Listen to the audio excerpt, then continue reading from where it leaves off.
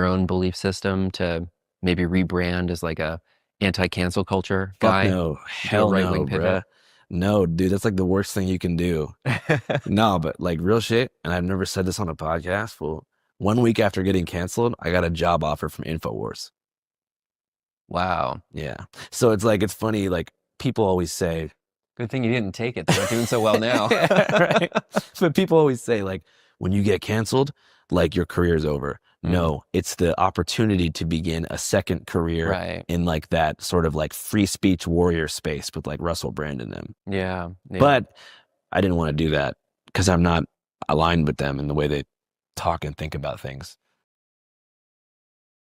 Trump's approach to people not liking data centers is the same as his approach to women that he gropes in department stores who tell him no. Just let it happen. At a press conference where he was talking about data centers, how he promised the American people that he would keep these data centers accountable for their own energy and water usage, which we know is horseshit because these data centers have been costing people tons of extra money. They've been causing water and energy shortages everywhere. Two reports that recently came out a few weeks ago saying that these data centers next year are going to cause massive blackouts for the American people on a regular basis. His response was, you can't fight it, you just have to go with it. And the increasing opposition to these data centers is on both sides of the political spectrum. It doesn't matter if you're on the left or on the right. In fact, there were people on the news in Texas who said their entire community is going to vote for Democrats because they're so pissed about these data centers in their backyards. But Donald Trump's entire message was stop fighting it and just take it. Suck it up, loser. This kind of reminds me of when the Heritage Foundation came out with Project 2025, and they said we had no choice but to comply with it. And in the last years, we've been telling them to go fuck themselves. They've been able to implement less than half of their entire agenda. The fact that Donald Trump is even bothering to get up in front of the press and tell people you cannot fight this, so you're gonna have to take it, it means he knows that people are fighting back and it's working. Otherwise, he wouldn't have to say anything. And of course, Donald Trump is used to getting his way among his sycophants. He thinks that his word is law. But millions of people across the country are saying they do not want this. And the only way AI actually works is if the people surrender to it. And that is not what they're doing. Because it's well past the jobs that AI is taking and the water usage. Because now they're telling everyday American citizens, turn off their electricity so the data centers can have theirs. So, I mean, welcome everybody. Welcome, Morgan. Welcome. Hey. It does seem like the Democrats have a pretty clear mandate, almost, if you will. For like how do you win in these elections coming up? The next elections, how do you win? Well, be anti-data center. Yep. Be pro healthcare. Be pro democracy, for fuck's sake. Yeah. Well, that's not going to go well with Gavin Newsom, who I've been assured by people is already the Democratic nominee, and we don't need to have a primary. Even though he's pro all of those things that everyone hates. See, I'm of the opinion that even if I agreed with that I wanted Gavin Newsom as a candidate, which I don't, I hope he's not. I will wrestle with the choice, but ultimately, obviously, I will probably make the choice to vote for the motherfucker if that's what happens. Democratic primary voters, I'm begging you, do not make me vote for Gavin Newsom. But like, if you were confident in your candidate, wouldn't you want him to prove that he's the best one, that more people, that he's capable of even going to the fucking general and winning? Because if you don't have a primary, you got no test. You just have a few people on the internet saying that, hey, he's the guy. Well, and on the news and stuff, and all those things. I mean, I just feel like you should want that kind of a spar, if you want to put it that way, of the primary in your belt. I don't know. You would let and I think a lot of people who a lot of like moderates and independents didn't want to vote for Kamala specifically because there was no primary, right? That's a pretty common a common talking point. No, so that's the point. Chuds don't. Nobody likes data centers. Like nobody likes data centers. Yeah. I mean, I'm sure there's even some of these fucking pro AI motherfuckers and stuff that are still like, well, I don't know, I don't want a fucking data center. Nobody wants them around them. That's for sure. Well, and it's one of those things that, as a data center engineer, it's fucking hot. All of these AI data centers have ruined the data center industry. Like they are. Generally have made everything more expensive. Everything is harder to get. We need to do, we should do an episode on data centers and stuff, or something, just some kind of special focus on it at some point, because there's a lot of shit that goes into it, a lot of ins and outs, a lot of what have yous, and there's also a lot of negatives that are worth discussing. Yeah. So one thing, we're going to be talking a little bit about cyberpunk. Yeah. But a lot of cyberpunk. Now I'm realizing that you know, in those cyberpunk media that we've all seen, that there's usually lots of just like kind of drab, like kind of nondescript buildings just everywhere. You know what I mean? Like a data center? Data centers. I realized that. Data Yeah. center. I didn't know. Yeah. I mean, Sarah Connor was sent to a mental health institution for blowing after up being convicted of trying to blowing up data centers. Wow. Yeah. The prophecy. Yeah, look, I mean, they are absolutely, and they exist as right now. They've been existing for years. There's lots of them. What we're talking about are data centers that require far more resources to operate, and require and put out far more emissions and heat and fucking noise. Like, there's people that are saying that the noise from these things around their homes is like they're not able to sleep. I saw something about a lawsuit where this one community has literally just like, it's just nonstop fucking noise from these data centers, and of course they don't tell you that whenever they're going to put them in. Of course, they don't really ask for consent generally. So to put it in perspective, my employer is a medium-sized employer. I am responsible for 3 data centers across the country that I travel to. Blow them up, Morgan. Combined, in terms of their power load across 3 data centers, is about 200 kilowatts. These data centers they're building are multiple megawatts. So think about the difference between like a kilobyte and a megabyte. And they're even talking about, like, in the future, gigawatt data centers. Like, we're talking exponentially more just for AI training. How many gigawatts did it take to run the DeLorean to go through time? Is like 1. It was gigawatts, but yes, yeah. Oh, okay. 1.68 gigawatts. Yep. So for time travel, that's what it requires. If that's right. So yeah, AI data centers are less efficient than time travel, is what we've established here. Love it. That's canon. That's literally canon. You know what else is canon is isn't the best thing to do with data centers is to like put them in the middle of the desert for no. I mean, no. You think, but like that means they're not centralized to where they would need to be theoretically, and they're also going to be harder to keep cool, I'd imagine. Yes. So I was going to say the best thing to do is not build the fucking things. That's the best thing to do. That's the best thing. Actually, I heard another proposal that I think is pretty legit. We should kind of see if we maybe float this to them. So they need water to cool down the systems that creates a lot of heat. It doesn't have to be potable water. Yes, it does. Doesn't have what? No, it can be. Why don't just run with me? Work with me here. Okay. It should just be piss. We should just give them our piss. They can use piss. They're pissing on us. We should piss on them. Is that give them all the piss they need? Okay. We'll just send it to them. Like big jars. Does it even have to be water? There are other ways of cooling things. Water just seems to me like just the cheapest way. So water is the cheapest and most efficient way. Okay. Water is a good medium for heat, and things like Freon and other cooling agents that are replacing Freon are more expensive, rarer, and also still kind of not as effective as water. Yes, they are chock full of copper. So meth heads, crackheads, you know what to do. You know what to do, yeah. You do it for your country. Together strong. It's one of those things that, like, the people hear data center think, oh yeah, the whole world runs on data centers. Yes, but the scale and scope of the data centers people are now concerned about versus the data center infrastructures we have that run the rest of the economy for a planet is literally apples and oranges. I will say this: if the government knocks on the door of your house and they say, hey, we need this land where your house is. Yeah. If any of you are fortunate enough to own a home or land, say no.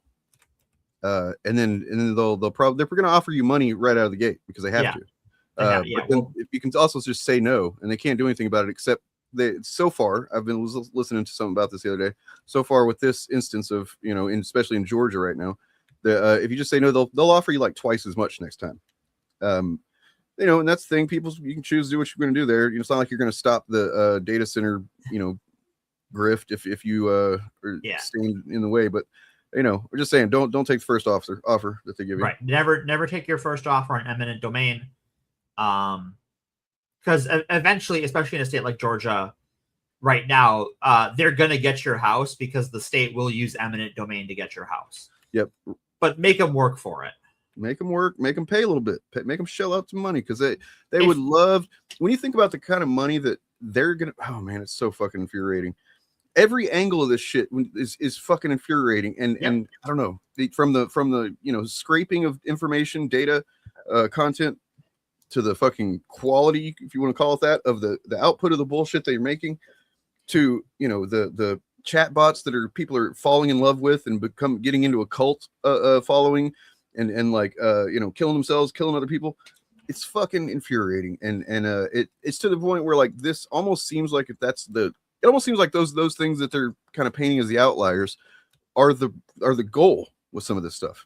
Like they're wanting to. I mean, obviously it's a little bit paranoid of me, but it's a marketing thing, right? Is that the chatbot models are trained and programmed to keep you using, and so if the algorithm determins that the best way to do that is to feed you bullshit, especially as like Google's model is now doesn't lose data on you, doesn't forget the conversation like other chatbots are, so it will learn how to manipulate you as a marketing tactic effectively. And if the best way the program concludes to sell you more tokens is to make you think you're a god or whatever, then it will do that.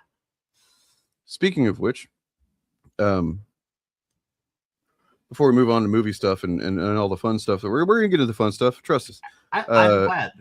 But I don't want to talk about work. I'm off of work. I did happen to have this video. This is another one from I forget his name. It's something in Spanish because he's a Spaniard, but he's like an incredible drummer, and he's really going hard against Suno in particular, the music AI app, the one where the executive was like on a podcast and he said, people, it's just so hard to make music. Nobody likes doing it.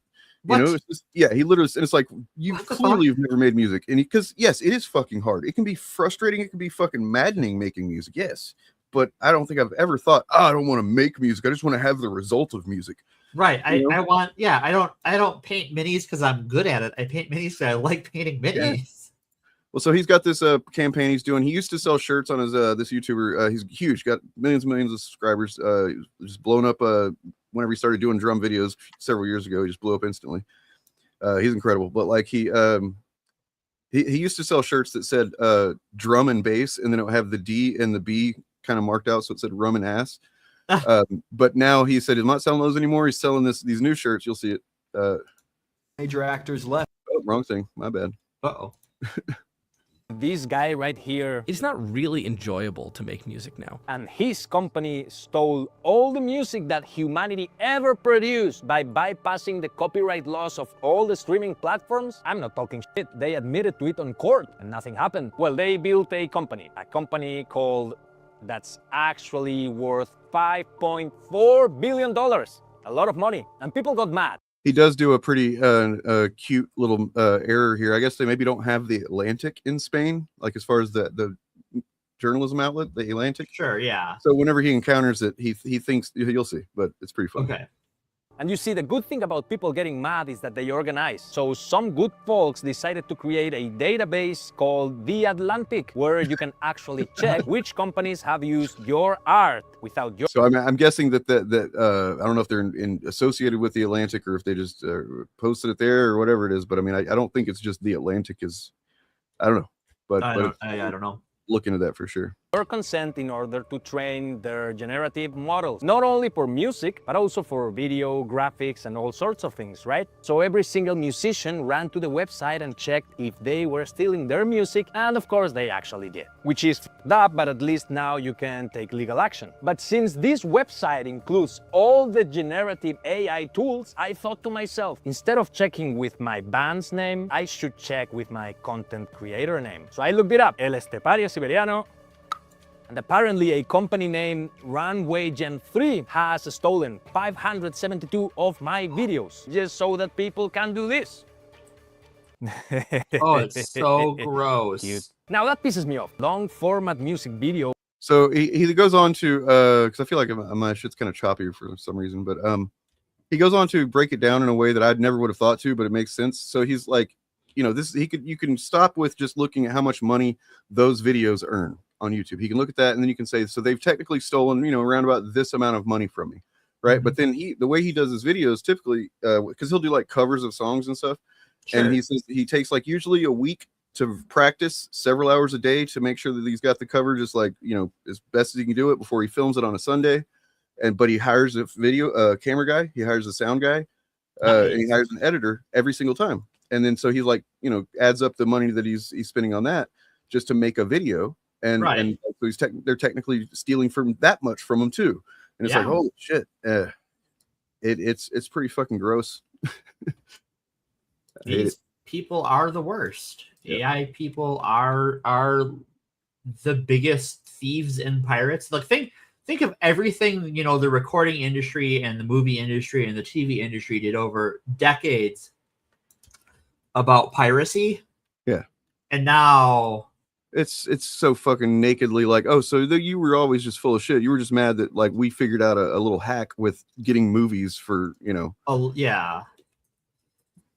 And when it turns out, like, some market research was done, we were actually spending more money on stuff because that's how you sell concert tickets, it turns out, and all of those fun things. So my son was watching something on some Blu-ray or DVD not long ago that's like from the early mid 2000s. I forget what he was watching, but every single time he put in a new disc, it would have one of those, you wouldn't steal a car, right? And he kept kind of making fun of that. And I was like, well, I said, what do you think about that? I didn't want to like give him the perspective that I have, but I wanted to kind of see if he could get it. So I was like, do you think that's the same thing? And he's like, stealing a car? And I was like, yeah, or like a purse, or like, a movie off the internet. And he's like, no. And I was like, okay, cool. Good job. All right. You passed. Yep. And then of course I did tell him that, like, when we're talking about something like that, there's no immediate, you're not taking literally the object, the product from another person, which you would be doing with a car or a purse. But, there is other things to consider, like the creators. And if there's an effect on creators who do not make a whole lot of money in many cases, that's a reason to just support the thing as much as possible. Well, and I think in the age, as we move more and more into a renter's economy, I think the maxim, if you can't own it, you can't steal it, is worth keeping in mind. Indeed. All right, well, let's start with this news. Made a little compilation video of the timeline of this saga, the saga of the Gauze Rider. The Gauze Rider dipped his toe in Marvel or DC. Been wanting to do one, it's always like, what one? Sure. I always thought that Ghost Rider was the coolest. Sure. But I always thought it was taken. But I don't know what the waiting time is on that. What do you mean? Well, like how long, does it have to go? Ava has already given me her blessing. Sure. I just need I know he's right down the hall, but Nick Cage. Ryan, I'm always trying to get you work. You told me Ghost Rider was the character you wanted to play. I spoke to Kevin Feige. You know this. You saw this. Did I help you out? This what was happened? a magical moment. I told Josh I'd like to play Ghost Rider. You spoke to Kevin Feige and then... He found Kevin Feige, corners him, does an interview with him. When he says, I would like this, all the lights go off. Ryan's amazing. I'd love to find a place for him in the MCU. That's the... So I like Emily Blunt, other than the fact that she's married to, what's his name, who's kind of a dick snot. Yeah. But it's kind of wild here. You see their elitism, the actor elitism against superhero movies here. Yeah, she's like seems offended that he actually wants to do a superhero movie. Power of Feige. Or the power of Horowitz. No, I have no power. The combined power was just. So, any movement? Have I made any Nuclear. magic happen? Do you remember, Josh, when you asked me about Ryan being in a superhero, and I said no, He would Ryan, never do it. he would never do it. You did. You said Yeah, I Josh said- Horowitz asked me, and I told him you would never do I it. said he'd I was like, never I'd do love to. Are it. you crazy? Right? You don't I even know your I was friend like, here. I thought we wore it as a badge of honor that we weren't into superhero movies. No, you do. I know. I really thought. I don't know why. I just thought, well, Gosling's with me. Come be in Ghost What Rider. a turncoat. Wow. Ghost Rider. You don't even know each other.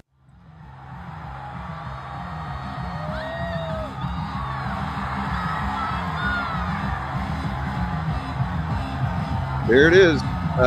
Look, I'm a fan of Ryan Gosling. I'm not even saying that. I think he's fantastic. He's probably one of the, I mean, maybe the most well-rounded performers in Hollywood these days. As far as like, I mean, he can do everything. He's got a lot of range for sure. You can do very serious, dramatic stuff. You know, then you can do comedy. If you haven't seen The Nice Guys, fucking watch The Nice Guys. He's hilarious in that shit. Yeah, and then also obviously sing and all that other stuff that I don't really care for, but it's, you know, good to know he can do it. Yeah. I don't like singers, you know. No, I don't like musicals, is what it is. So my question is, which Ghost Rider will he be? Obviously not Robbie Reyes. Right. Which is kind of funny because when I was looking around on Google for images, there's a lot of people that are just grabbing whichever Ghost The Rider most recent Ghost Rider, yeah. I want to say that I hope that he's going to be my Ghost Rider, the one that's always been the first one I think of because he was the one whenever I got into comics, Dan Ketch. Sure. And then that way you could let, you know, maybe even have Nick Cage be, you know, still be fucking whatever. Ghost Rider, yeah, you could. Johnny Blaze. Yeah. I think that's I mean, the most kind of obvious answer for the solution for them to do, right? But yeah, I don't hate that. I would actually like them to, like, you know, if this gets a sequel or whatever, to bring Robbie in, because I do think that he was the both the character and the actor who played him in the Agents of S.H.I.E.L.D. show, which for a hot second was part of the MCU in theory, was really good. Like, he was good in it. The show was kind of whatever, but the Ghost Rider arc was pretty awesome. the Ghost Rider part of Agents of S.H.I.E.L.D. was like I mean, they were trying to make it a bit of a backdoor pilot, and I don't know why. I think there was probably the rights reverting that basically ended up, they changed their mind basically on what they wanted to do with Ghost Rider, I think, behind the scenes. But initially, I believe the plan was to introduce them on this and, you know, do a really good job of it, which they did. They did, yeah. And then people will be excited for a show that they would spin off. Didn't happen. So people are saying that you've seen him talk about Johnny Blaze. I haven't heard him say Johnny Blaze specifically, but I don't know. You know, if it is, that's fine. Yeah, I'll live. It would be cool to. I feel like it's kind of obvious anyway because that was the '90s one. That was the one that kind of got popular. It's kind of bizarre to me actually that they wouldn't consider that. You know what I mean? Since you know, they obviously know their bread and butter comes from the '90s comics, Marvel for the most part. Who was Ultimate Ghost Rider? I don't remember who Ultimate Ghost Rider was. Because someone reminded me the other day, and I can't remember. Oh, it was somebody weird. Because yeah, I did read that actually. Let me see if I can find it. Because so much of the MCU originally was drawn from the Ultimates, like the style and, you know, some of the character interpretation. So it was John Blaze apparently. Okay. For some reason, I thought it was like another character that was like a kind of a random, like, oh, that's the Ghost Rider here. But I guess I was wrong. Yeah. Well, the bad news for all of the true fans out there is that Ryan Gosling now cannot play Black Panther. Yes. Oh no. Which is why this podcast is going to be advocating. Sadly, yes, I know y'all are heartbroken about this. All the chuds that have been calling for it, you know, They've really wanted Ryan Gosling to be T'Challa. But you know, I think whenever I think there's this in Chinese, there's one word for opportunity and crisis. I think is something that I read on the toilet one time. So, I believe that. So I think that in this, you know, because he can't be Black Panther anymore, obviously, because he can't be two characters. But I think the opportunity that opens up here is this one. Now, Nick Cage, like, he's he's an older gentleman, so he brings a distinguished air, a regal persona, to a regal ambiance to the role, a kingly energy, you might say, that I think makes him the perfect choice to play the next Yeah, part. is somebody going to try and tell us that he doesn't have the chops? You know what I mean? Like, Well, you can just imagine. gosh, Kevin, you want me to play T'Challa? See, I think, Gosh. the chuds are going to be mad that it can't be Ryan Gosling, but I do feel like Black Panther should be a character that has some representation. Mhm. And I know they don't want it to be a black person because they're really upset about black people. Okay. So maybe we could have Elliot Page. He's white, right? Honestly, legit.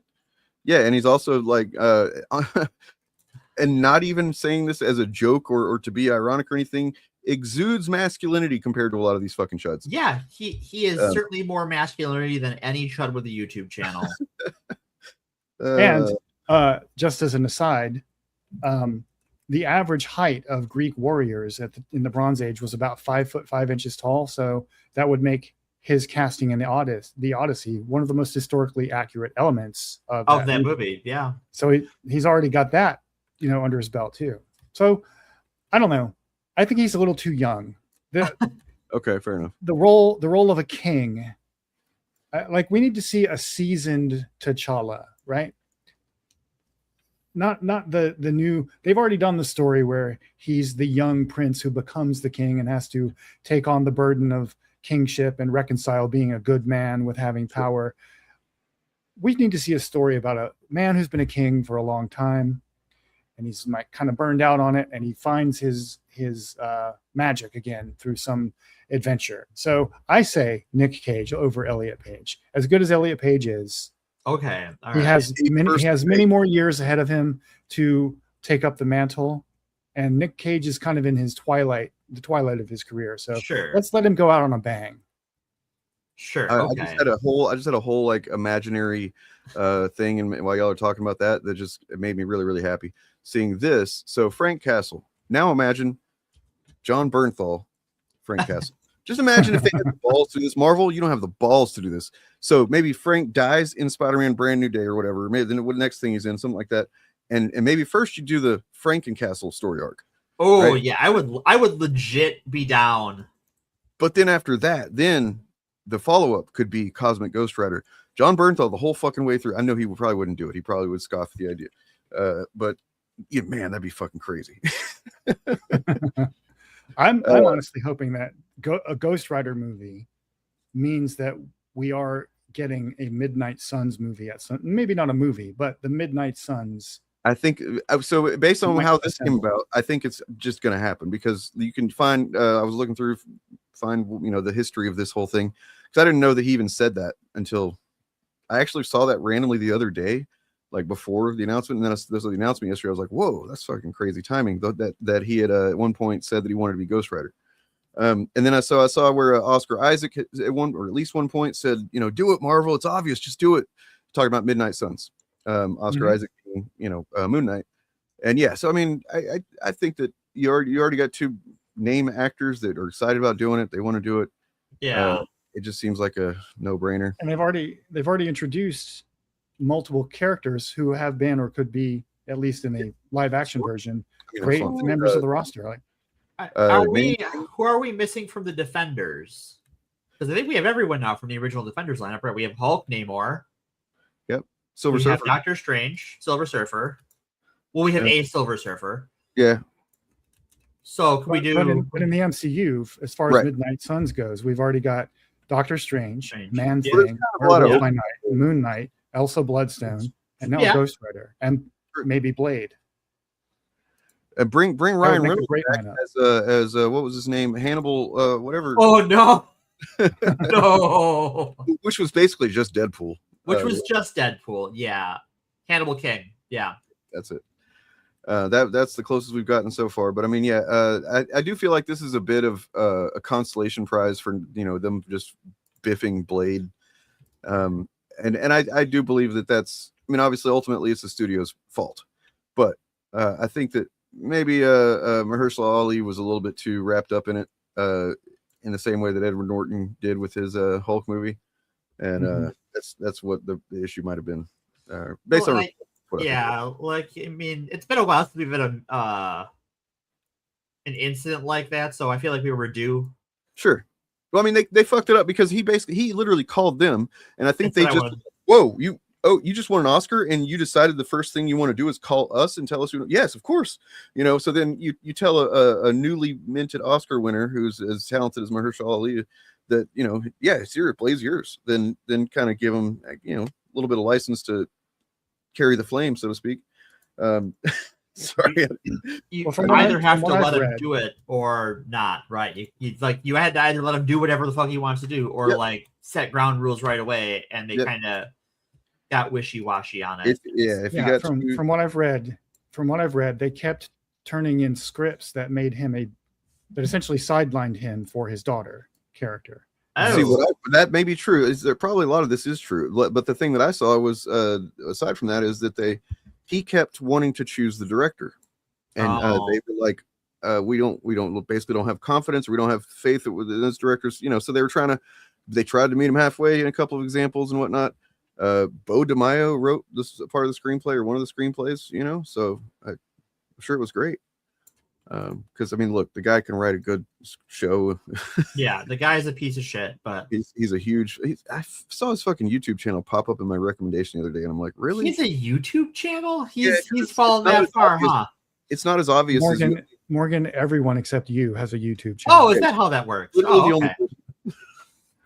I'm glad to be the last human on Earth without a YouTube channel. That just makes me happy. Yeah, Agatha, holy shit, that'd be really good. Oh yeah, shit, you're right. Yeah, and they've Wiccan is in the MCU now. Like, there's tons of supernatural characters they could. Scarlet Witch, if they bring her back, tons of them could be in a Midnight Suns project. And I think even that if they they're are not part of the roster in the comics. They still fit the theme of like the supernatural side. It seems pretty obvious that one of the ways that they are going forward to, hopefully, reinsert themselves as Marvel, right, is to, do because I also saw that they are now there was going to be a Nova show, and now they have said fuck that, Nova's going to be a movie again. I think what we've learned the last few years is they just need to do movies. Yeah, for the most part. And maybe Wonder Man, I think, was a good example of like they need to be able to determine based on the material and what's what they come up with, like what its best format would be, right? Like instead of announcing before they even start working on the thing, right? Like I think what? Go ahead, Bob. I was going to say it's very telling that their Hall H announcement this year wasn't anything more than Secret Wars, Black Panther 3, and Ghost Rider. Yeah. They're being more conservative in their projections of what they're going to do, which maybe I think is a good thing because they're managing expectations. And I also think that, like, as fans, we all know X-Men is coming, but you have a minimum of 2 Avengers movies in between then and now, and you don't want to burn your hype. Yeah, you gotta. They've realized now that the hype is a capital that you can spend all of. Right. Yeah. So yeah. I mean, they have been openly saying that after Secret Wars, the focus of the MCU is going to shift to X-Men stories. They're still going to do other characters, but the X-Men will take center stage. Quadrants. I think the X-Men, the mutants will be the main thing probably, but like then there's also going to be, I think, the Midnight Suns type of stuff that we were just talking about, and then I think some space stuff as well. Yeah. They need to redefine their space stuff because James Gunn he carried that shit and now he's not there. So they need to find a way to, kind of get us back on board with the space stuff. Yeah. And they've confirmed that an X-Men movie is coming, that a Shang-Chi movie is coming. Oh, good. But they haven't announced any dates or anything yet. They're actually casting for the X-Men movie right now. Sure, I would imagine. Yeah. It's something that I saw a video, I think it was what's his name, Nando or whatever, was talking about the casting of who they're going to get, how they're going to even do Magneto, because of the obvious, we've talked about it before, the problem of the sliding time scale becomes a real problem whenever you're talking about something so fixed in history as the Holocaust, and a character like and he's I think he said Well, what if it's just like his magnetic powers have allow him to just basically, keep him looking young or whatever. And that seems like an easy answer and kind of silly, but it also probably could work. Yeah, like with the right rubber science, it could work. But I think the obvious answer has been staring us in the face for years. Make him a survivor of Sokovia. That's an option too. But He'd still be Eastern European. He'd still be. I just don't think that works because it needs to be a genocide, and Sokovia was just kind of like chosen because it was happened to be something that Ultron didn't choose that because he hated the Sokovian people. That's what I think it has to be, though. I think that like you're already talking about like mutants, right? Like Magneto is a mutant, that he lives a little longer than a baseline human is just within the realm of normality for mutants, right? That's not even that weird. I mean, we've already got Wolverine. Right. There's lots of Wolverine. Mystique is a few hundred years old at this point. Destiny's pretty old. They could say something like, he could explain that, to Wolverine, even if it comes up, or whoever, like, well, yeah, I've realized over the years that my magnetic abilities allow me a bit of a regeneration as well, or something like that. Just and slower aging, yeah. Like it's. I think they're probably not going to lead with Magneto. I hope in not. The new X-Men movies. They're going to save him for a couple of movies later. Unless he's just not a villain yet. And he's like actually more like how he becomes in the show, the X-Men 97, where he's maybe even if they wanted to start out with him and Xavier as friends. Well, no, maybe because I've already done that. We've already done that. Yeah. No Magneto. I just think because of the backstory problem, and because as a cultural icon, the Holocaust is baked into the public perception of who Magneto is. Yes. I would argue it doesn't have to be the Holocaust, but they got to figure out a way to get the backstory right. So I don't think they're going to lead with him or with Wolverine as being main characters in an upcoming X-Men film. Here's what I would start with. Not to bring us back into the political realm of things, but imagine there's like organizations, especially one that exists to, kind of propagandize and massage narratives regarding, the state of Israel and conflate that with the Jewish people themselves. Imagine what they might say to learn that Magneto is no longer a Jewish survivor of the Holocaust in the movies. I'm just saying. I think that's it. It's too core to his character. I don't know how.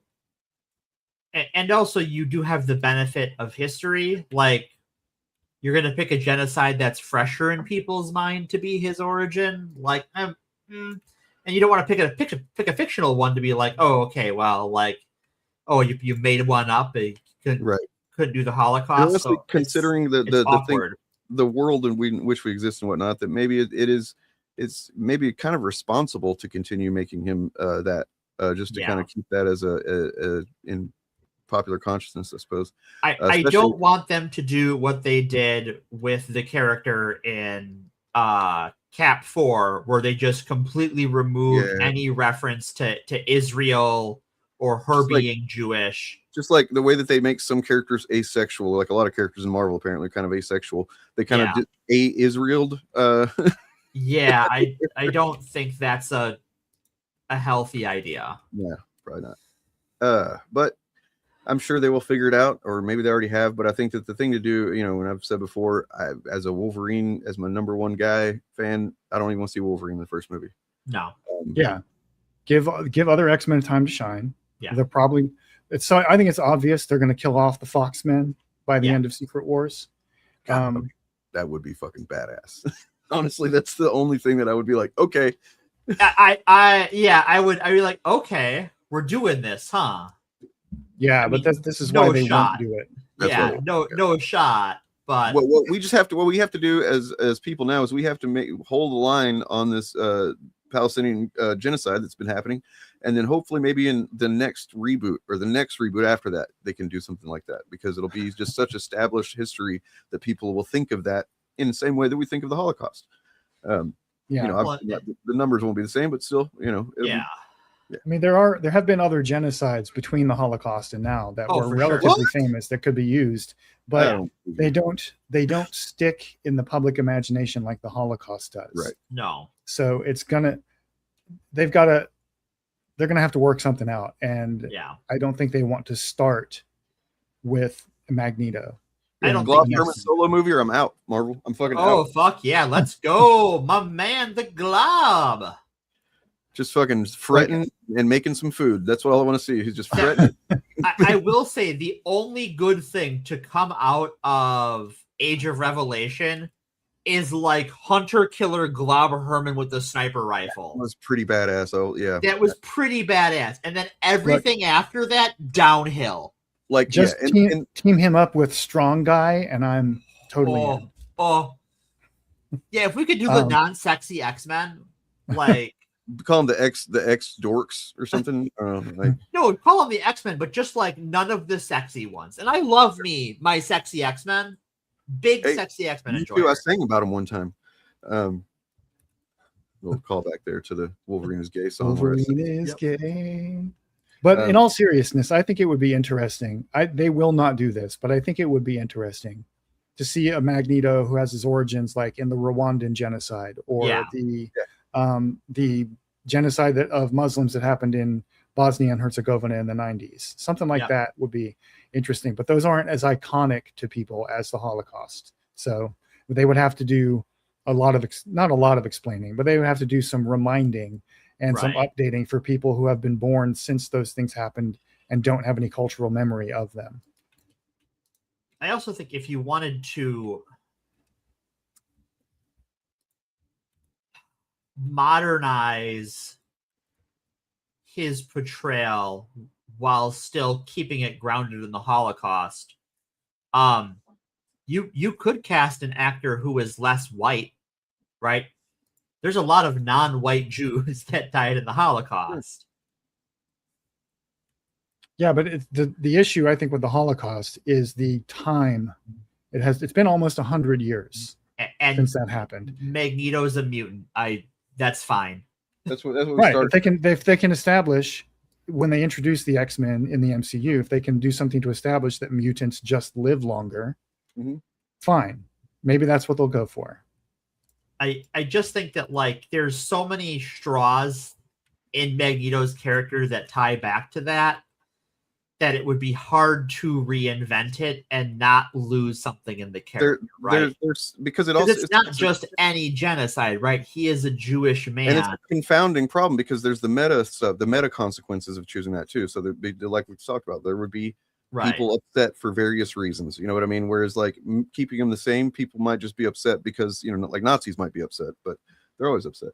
And there's also a part of his character when he is a villain that he is kind of a eugenicist, right? Yeah. Like there is that level of hypocrisy baked into having him be a Holocaust survivor who believes in eugenics. Well, that's why, that's why you would lose with some other genocides. To me, he's always been the perfect, I guess, not villain, but like antagonist, because it literally just can be what he's doing on a given day that defines whether or not he's the hero or the villain. Right. You know what I mean? So if he's going around like saving, other mutants and stuff, then he's just doing basically what Xavier's doing. But then he kind of understandably to a degree gets pissed off at some people hurting mutants or whatever and decides to, I don't know, wipe out a town or whatever the fuck. Yeah. I think the problem with a complex character like Magneto is there's a lot of moving on complex parts, and it makes it hard to move where he is placed in history without losing one of those core elements. Yep. And I think the character would be less than, because I think like some of the like other versions of Magneto, like the version in 1602, is just kind of not great.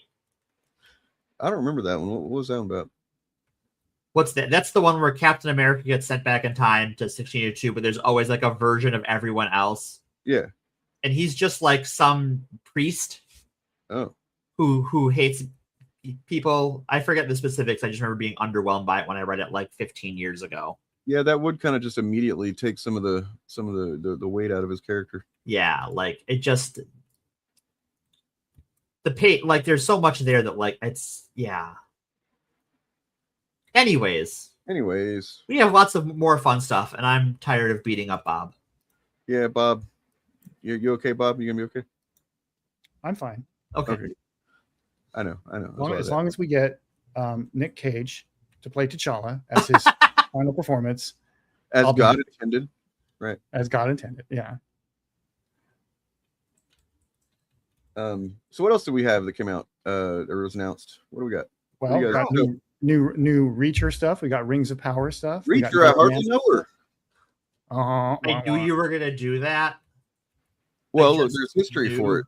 You know? Bob, remember? I think I don't know if it was the first time that we streamed together, but it was the first time we really were like, we want to talk about this thing that we don't see anybody else talking about. Yeah, I believe it was the very first time. Yeah, I think so. You and I streamed together, and we talked about how Endymion TV was lying about Alan Ritchen's politics. And after we did that, mysteriously, Endymion never mentioned, and most of the other chuds never tried to marshal Alan Ritchson as one of their own. Well, that's true. They would have abandoned him eventually anyway, but recently that has changed because he has inserted himself in some more specific and current ways that has really pissed some folks off.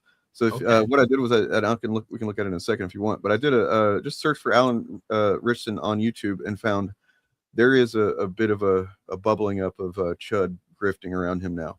Okay, before we get to that, one important message as we're discussing that old video.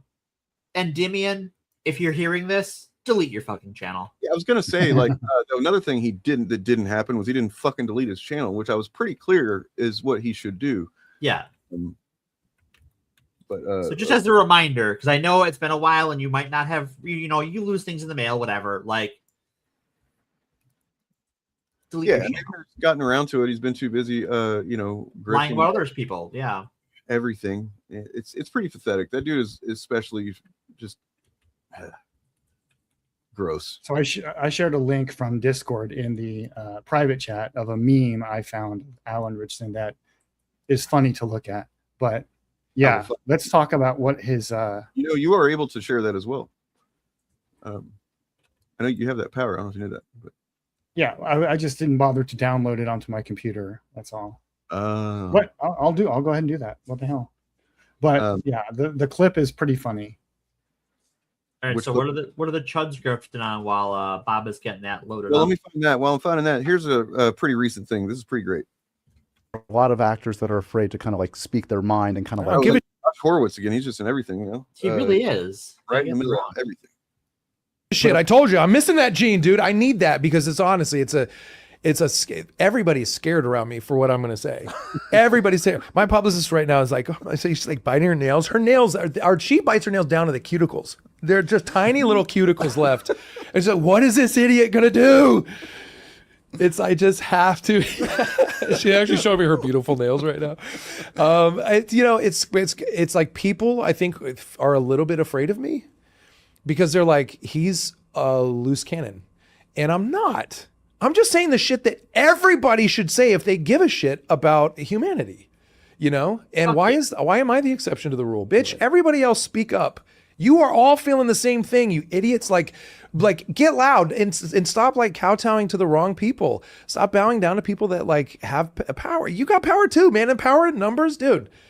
You know what happened if like everybody felt like me? Everybody felt like, I got to be careful. I left Dax Shepard. I just did Armchair Expert with Dax Shepard. And I went on a goddamn rant that I left I was like, that's just not, man, it's just not me. I shouldn't say those things because people are going to start to get like, he's scary. No. But I just like, dude, he goes, I love Dax. I had the best time on his show. And he goes, maybe you should let go of that stuff. And I'm like, let go. I was like, everybody else should have it. Everybody else should feel like I feel. The world is on fire.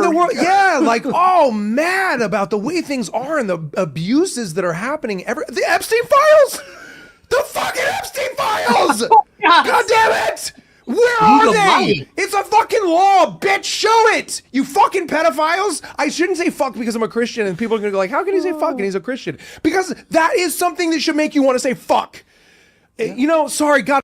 No, I mean, yeah, and I have seen people. There's several of these videos that I've seen pop up here. Like, for instance, here's a Crowder clip. We're not gonna watch it, of course, but like, it is called "Crowder Destroys Jack Reacher's R-Worded Trump Rant." Oh And my gods, dude. Several Really? of the things that I've seen from a Chud or some right wing figure, it's weird what they say that they won't say what it is he's talking about that they're mad about. So they say he goes on a tirade against Trump, but they don't say what about.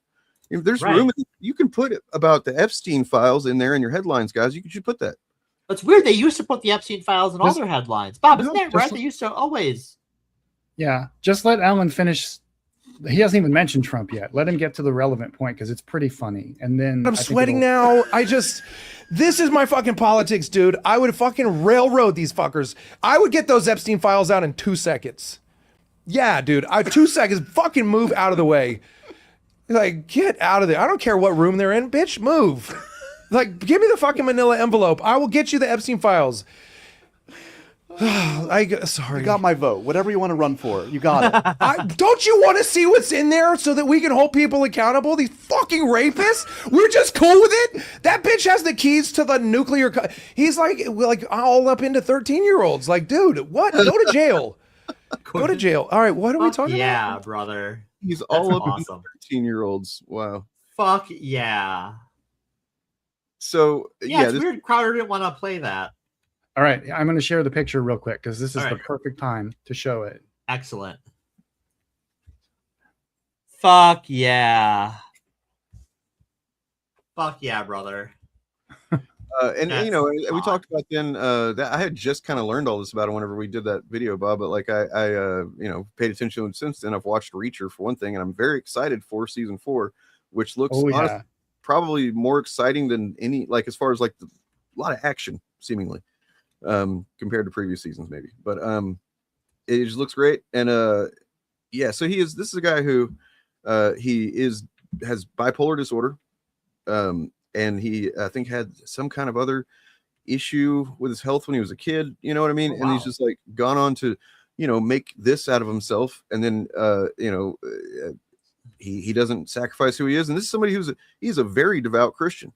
Yeah. And, you know, normally somebody tells me they're a devout Christian, I'm going to be like, you know, yeah. And I'm usually kind of sometimes turn out to be right. If I get to know that person enough, I'm like, oh, I see where you're just like a big ass hypocrite and kind of a shithead. But I mean, if they were like him more, I'd be like, hey, Christians are great. All of them. This guy is so devoted of a Christian that his YouTube channel is called Insta Church. And he just puts up Christian sermons that he mostly ad libs when he gets a chance. He doesn't upload regularly anymore because he's a busy guy. Right. But when he was a struggling actor, that was his main outlet on social media. And he just did like liberation theology, Martin Luther King style Christianity uploads, like social gospel, Jesus was a communist. He actually has a video where he says Jesus was a socialist, right? So that's the kind of Christian he is. And he's been this way for years. And when he first popped off, all the chuds like Endymion and a couple of the other ones tried to like, all they knew was that he was a Christian. So they were like, okay, so they here thought we he go. was a bigot. Yeah, so they thought he was one of theirs, and they were quickly disavowed of that notion. Indeed. I would love to live in a world where when someone says I'm a Christian, I don't have to look to see where the exits are. That'd be super swell. That I actually and he is. By the, I want to point this out. That you know, that espoused the beliefs, the teachings of Christ. If I, that's what sucks. Is like I know what Jesus taught. I know the things he said. You know what I mean? And then but whenever I hear somebody say they're a Christian, I have no confidence that that's what they're about. Yeah, you were gonna say, Bob? Yeah. I want to point out that he is queer affirming as well. Sweetness. He's not ambiguous about it. He doesn't like advertise it. Sure. He doesn't advertise his politics very much anymore, but he has partnered in the recent past with charities that take care of homeless queer kids and stuff like that. So that's one of the most important things you can do, honestly. This was uploaded 1 day ago on Associated Press. Be loud and proud about your convictions. I want to live a life that feels meaningful to me, and I think that means speaking my truth. We're on different ends of the spectrum now, where there's like 30 books about Reacher, and we're inside of his head the whole time, and it's all sort of told through his POV. The only thing I have to protect is the creative integrity of what Lee Child did for us. Whereas Neely, Lee never really dove into the backstory there, and so there's the luxury and the burden of expanding on what's. So he went from they asked him about why he speaks out, about social issues, political issues, and he said that, and then now he's talking about which I just learned today. I think maybe I'd read it was going to happen at some point, but a spin-off series of Neely, the chick that he gets a little assist from, well, actually large assist from a couple times. That was in his unit back in the army or whatever, and that looks pretty good too. I was not expecting a Reacherverse, but I guess into the Reacherverse. Yeah. Honestly, like it's crazy to think that, like, I remember whenever the Tom Cruise Reacher movies came out, and I was just like, I have negative interest in that. Like, I just don't care. And people would tell me, oh, because he's supposed to be real tall and big, and I'm like, but he's not. He's Tom Cruise. And even still, I was like, I didn't think that it would be good. I was just like, okay, so it's supposed to be a bigger guy that's like, oh, I'm a badass guy, just beating people up because I'm an awesome guy. And it's like, that's what it is, but it's awesome. Like, it's legitimately, I don't know, if you're somebody that just doesn't, it's not the most high level in intelligence as far as ideas and stuff, but I mean, also at the same time, it is tightly scripted. The characters are focused. There's a Reacher is not a guy that I relate to in almost any way, or some ways, but not like the overall hyper focus on being, but like at the same time, it just comes off as a real person. Like I could see this person existing, and it's pretty great. Yeah. Go ahead. I have not read all of the Reacher books by any chance, but I've read several of them, and I actually enjoyed the first Tom Cruise Reacher movie, and the fact that he was small, I think they worked with it and they changed the element of the character where he's not huge and intimidating, he's underestimated all the time, and it worked for that movie. But seeing Alan Ritchson play Reacher the way he was intended to be portrayed, which is essentially he's just a wandering pulp barbarian who comes into town when he needs supplies and wrecks the local tyrant and then leaves. He's like, he owns like a shirt, and that's like all he owns. Kind of a toothbrush is, he's got his toothbrush, and he just kind of wanders like a, and it's they don't make it like a huge. They do talk about it, like characters try to get into his head about, like, don't you think it's kind of not good that you're just so on your own and you don't have a home or anything? And he's just like, essentially does a good job of selling it, and they don't like try to indicate that there's some kind of deeper trauma that makes him constantly stay on the road like this, which is what I would expect. You know what I mean? It's just like, this is just who he is, and he feels like this. He's doing what he needs to be doing by doing this. Right. And of course that means that every season he winds up in a situation that's very specifically something that he needs to deal with. But like, let's watch the trailer for this season, because there's a few instant classic Reacher lines in it. Morgan, did you want to say something before? No, go ahead. Because I cut you off. No, you're good. And they did explain in the first season of Reacher, they gave him enough exposition where he basically said, look, I was told exactly where to go and where to be for my whole life in the military, and now I'm free. Yeah. I'm just going to wander. Yeah. Yeah, I mean, the implication, maybe he says something about this too, but like the subtext of the fact that he used to be the head of this investigative unit in the army and stuff, and I think one of the seasons is specifically about some fallout from that from years ago that's kind of come back to the present, and you kind of get the idea that disappointed him, like the restrictions on investigations, the ways that a system prevents you from seeing something through, kind of thing, or whatever like that. That's the kind of thing that motivates him to just be this force of investigative, accountability monster that he is. And he's the accountability gremlin. He is. And he says something about that in this. It's like one of those lines that I was talking about. Jack Reacher, where is the drive that Anna Merrick gave to you before she killed herself on the train? I have no idea what you're talking about. Do you think we're stupid? Yes. Yes. Oh, fuck. No, but I'm the last person to talk to your sister. There is no. Definitely. Thanks, Rush. Definitely gonna fucking get a copyright claim on this. Once again, Rush ruining my day.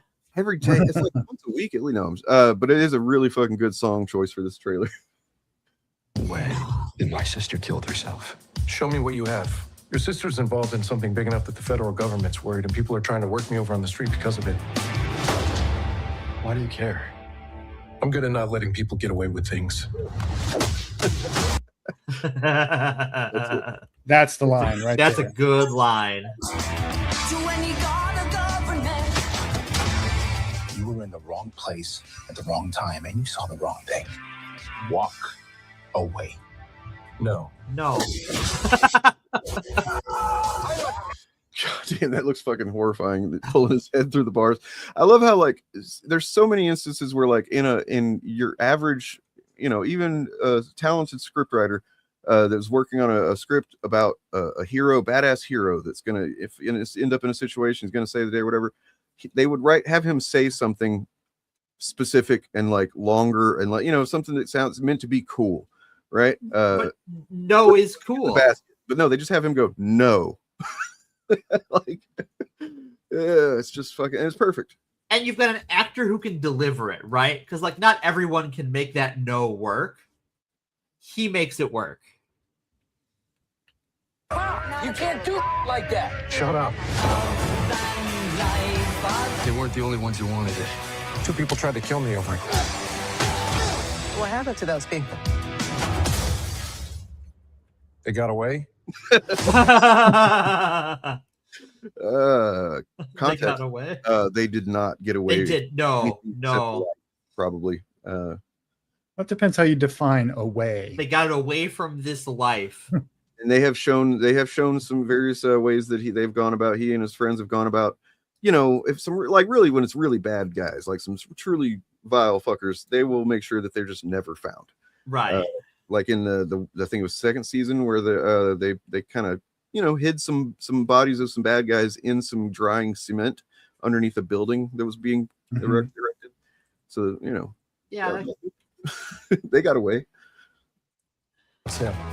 I'm a journalist. I have to get the story out. A man like Samson cannot take the White House. You can't have just some fucking criminal piece of shit guy taking the fucking White House, Yeah. Oh, played by Buffy the Vampire Slayer's season 4 boyfriend. Oh God, that is him. Holy yeah. I remember thinking he was not a very good actor in that. You were right. He was not. But maybe he's gotten better. I hope so. Will tell.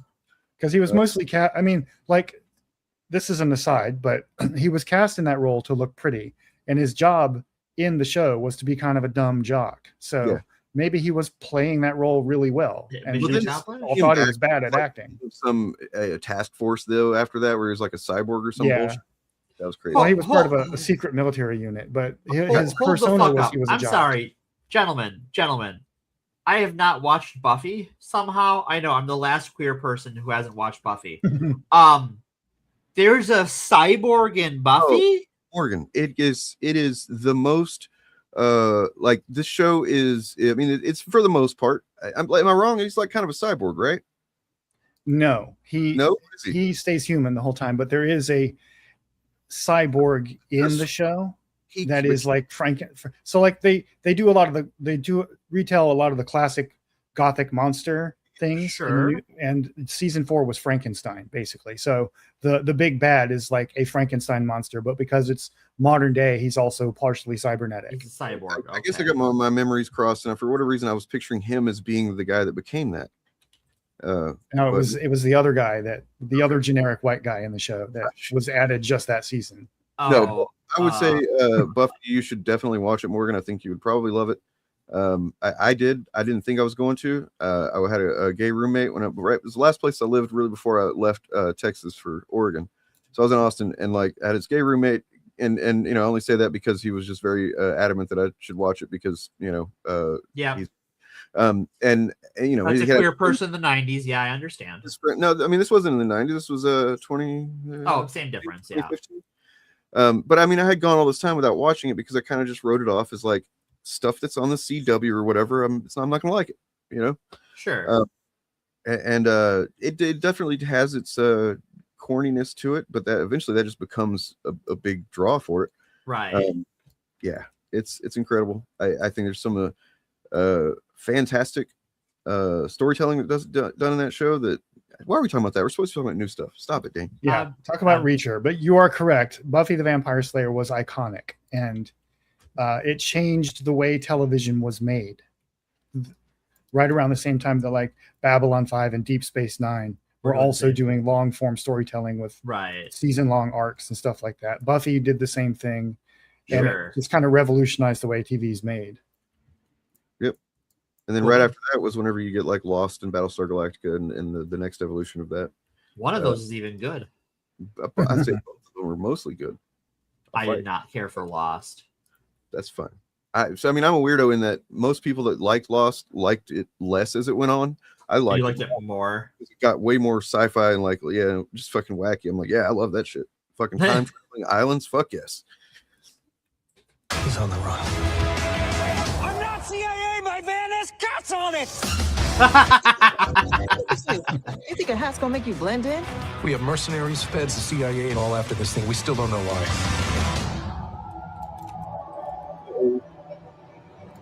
And what do you say about his company?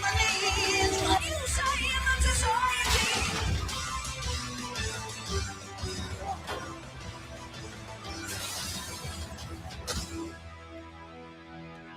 Still alive? Good. Oh. Maybe not. Maybe. Oof. The most Reacher thing ever. That's great. Yeah, he does seem like he'd be a chud for sure. If it wasn't for, I don't know, probably you, Bob, telling me that it was such a good show, I don't know if I'd ever watched it because I'd seen people saying that it's better than you'd expect or whatever. But yeah, it's better than the books it's based on, in my opinion. I kind of got that. I was looking through some synopsis of some of the books and stuff, and yeah, because the writing in the books is not critical drinker bad, but it's in the genre of what you call airport dad porn. Yeah. Porn, whatever. I forget the exact, but dad and airport is in your description of that genre. It is near the top of the quality. Yeah, sure. But it's still that genre of writing. So they're written functionally. I mean, you can consume them and it's not going to stick with you, but it's fun while you're reading it. But the show is just so much better. It's better written and better paced and everything. And you get, mostly because you get the point of view of other characters. Like the Reacher books are largely just Reacher's point of view for everything. Right. Yeah. So I just want to point out that I encountered a video. We're not going to watch it right now, but it's a half an hour long and it's by somebody named Nash Kuhn, and it's got a good old Barry Weiss in the thumbnail, and it says barreled, quote, Barry Weiss. So apparently her name is Barreled. That's canon now. That's canon. I don't know. That was pretty funny. I agree. Said, I worked with Barry Weiss. Here's why she's like that. Oh, fuck. Okay. Sounds like some tea. For later. Yeah, some tea. Sure. It's not tea time, so we can't do the tea. Yeah, I see. Okay. I'm glad Dane respects tea time. Yeah, so Chud's talking about this guy. It's a thing now. So now they're upsetting spaghetti that the most straight white guy ever is the opposite of them, and they can't handle it. What it is that then whenever we covered it, whenever Endymion covered it, he found an angle that was not something that I would expect other Chuds to pick up on. He must have been watching Reacher, realize, because we know, but as we talked about in the thing, that he knew he was lying because he had to edit things, certain things certain ways so he just knew that everything he was saying was essentially lying. That Jack Reacher, Alan Richardson does not fucking agree with his politics. He's not anti-woke, any of that stuff. In fact, he's got a pretty epic rant about why woke is just a stupid word. And yeah, so we knew he was, and then I guess he probably just was having a man crush on Alan Richardson at the time. So he's like, I'm going to use this to lie and say that he's, anti-woke and he doesn't like gay people. Yeah. What he did, if I recall correctly, is he tried to say that Hollywood and the video game industry are trying to squeeze out straight white Christian men like Alan Ritchson. Kennedy and stuff, and like, what are you talking about? What are And he used footage from Alan Ritchson's InstaChurch channel where he took the audio out. So he had to have known, or at least his editor had to have known, that the things Alan Ritchson was saying in the screen captures they took from those videos was the exact opposite of everything Endymion TV believes. Yep. So there's no way he did not know he was lying. What a piece of shit. Yeah. And I just want to point out too that I didn't look into it when it happened. I never watched the video, but a few months ago there was an incident where he kind of went viral that Alan Ritchson had just beaten up a neighbor basically. And there's some incident that happened, and Alan Ritchson, big old guy, just fucked up his neighbor, and that's kind of concerning. It's like, oh no, is he problematic guy? I have to step away for a moment. I'll be right back. Cool. But I found out that this guy is truly just on the side of the angels. So I found this TMZ video here that shows the neighbor telling his side of the story. It started on Saturday morning and I'm an experienced motorcycle rider. I've been riding bikes all my life. So, from dirt bikes to street bikes and etc. But I'd heard this incestuous revving and speeding through our neighborhood of the motorcycle. I eventually saw the guy on Saturday. I didn't know who it was. And I sort of like flippantly sort of said, "Guy, like he was quite away." And I said, "Can you just slow it down, please?" And then there are numerous people in my neighborhood who call all of this. Would you be surprised to learn that several things he said here are a lie, and provably so? Wow. On TMZ. Believe it or not. That bastion of journalistic integrity. You know what? They've actually been doing some decent stuff as far as politics go in this. Yeah, they've covered some. They do a lot of fact checking and exposing hypocrisy and shit. It's pretty decent. I'm not going to say that they're overall like a reformed organization or something, but like sure. Speeding through the neighborhood, and on Sunday when I was cleaning my bike outside my house, he rode past once, twice, and on the second time I walked out in front of him and I said, "You've got to stop. Someone's going to get hurt." And it escalated quite quickly from there. I did push him because he was coming towards me on his bike. Okay. That's not even what happened actually. So what he does is we could actually see it because it's on camera. It's actually on Alan Ritchson's head camera, as well as other sources. Let me see. Basically, he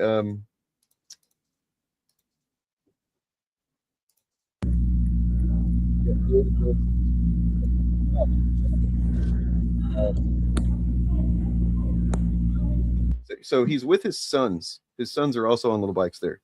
And they apparently do this on a regular basis, drive around on their bikes. Sure. And they're probably three of them, driving through the neighborhood, even though I'm assuming they're doing it legally. It's probably pretty obnoxious, but I mean, you're also a bike rider, so get over it.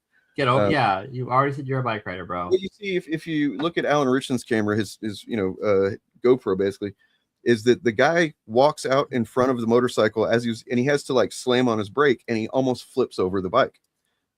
Yeah. The guy is just standing there to stop him, and he's like, very easily. That's exactly how you flip a bike.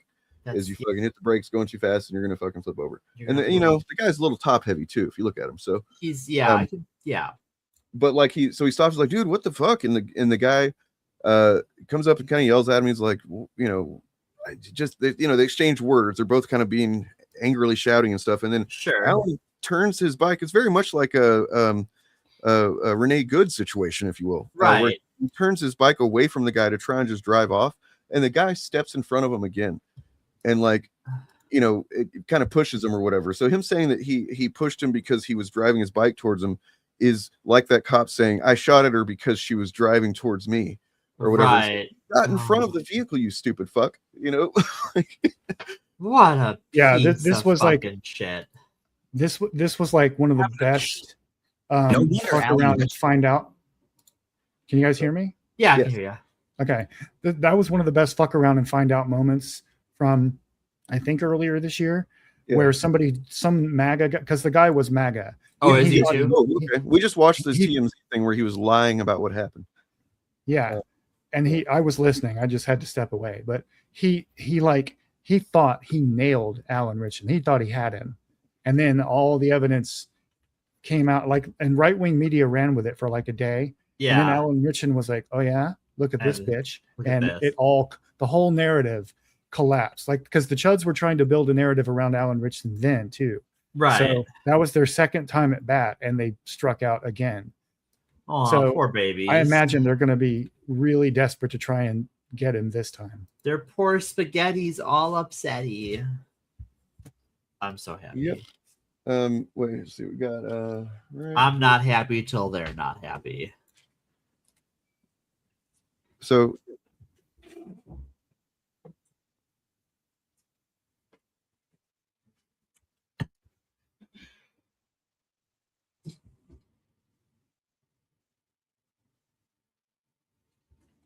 Is that supposed to be with no audio? I can't hear anything. sorry, my bad. So basically, they're saying that it went viral. This first video is what came out, and that honestly looks pretty bad if that's all you see. Because at that point, the guy had been pushing him and being a shithead to him. Maybe it wasn't necessary to hit him while he's on the ground, but he seems like he could have hurt him far worse if he wanted to, than what he was doing. Yeah. He kind of tagged him in the belly a couple times, but yeah. Alan's kids were there. What led up to these moments, as the DA says, actor Alan Richardson was defending himself. Let's see. Explains. But also because of attention, not just because who was involved, but also because of the public safety questions it poses. Yeah, she explains what led up to these moments, as the DA says, actor Alan Richardson was defending himself.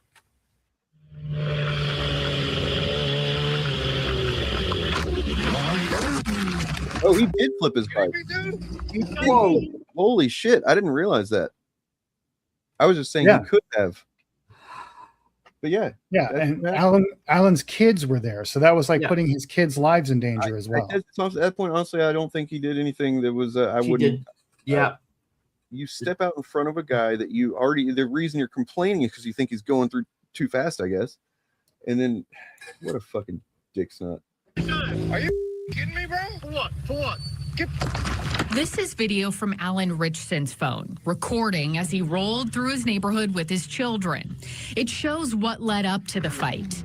Neighbor Ronnie Taylor stepped in front of the bike, causing Richardson to brake hard and flip over head first. What? Stand in front of a bike again, dude. But do what? You threatened my safety, bro. Richardson is best known for his role in the action series Reacher, a former military policeman who solves crimes with a bit of street justice.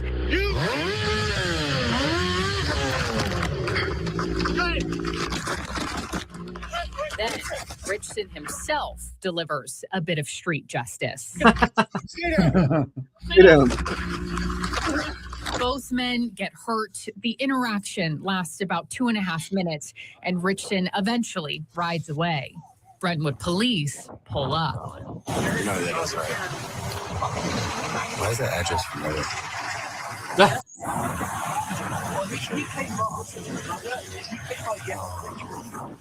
I rolled my bike out this afternoon. Taylor told officers on body cam he was out cleaning his motorcycle.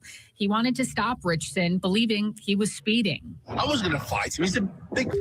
I wasn't interested in that. He's like, "Have you had a drink? Have you drink?" I said, "Yeah, I had a drink while I'm watching the soccer today."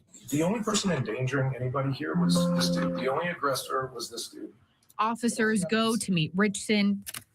They take pictures of both men's bumps and bruises, listing both men on the report as both victim and suspect.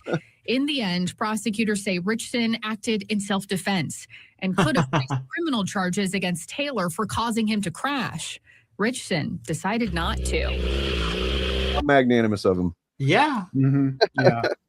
Well, because it turns out good people, most honest people, don't want to sue people, and no one wants to do it unless you either have to because you're something bad has happened and you need to Now I may do a little research later on if I remember and see what I can find, but I doubt there's anything.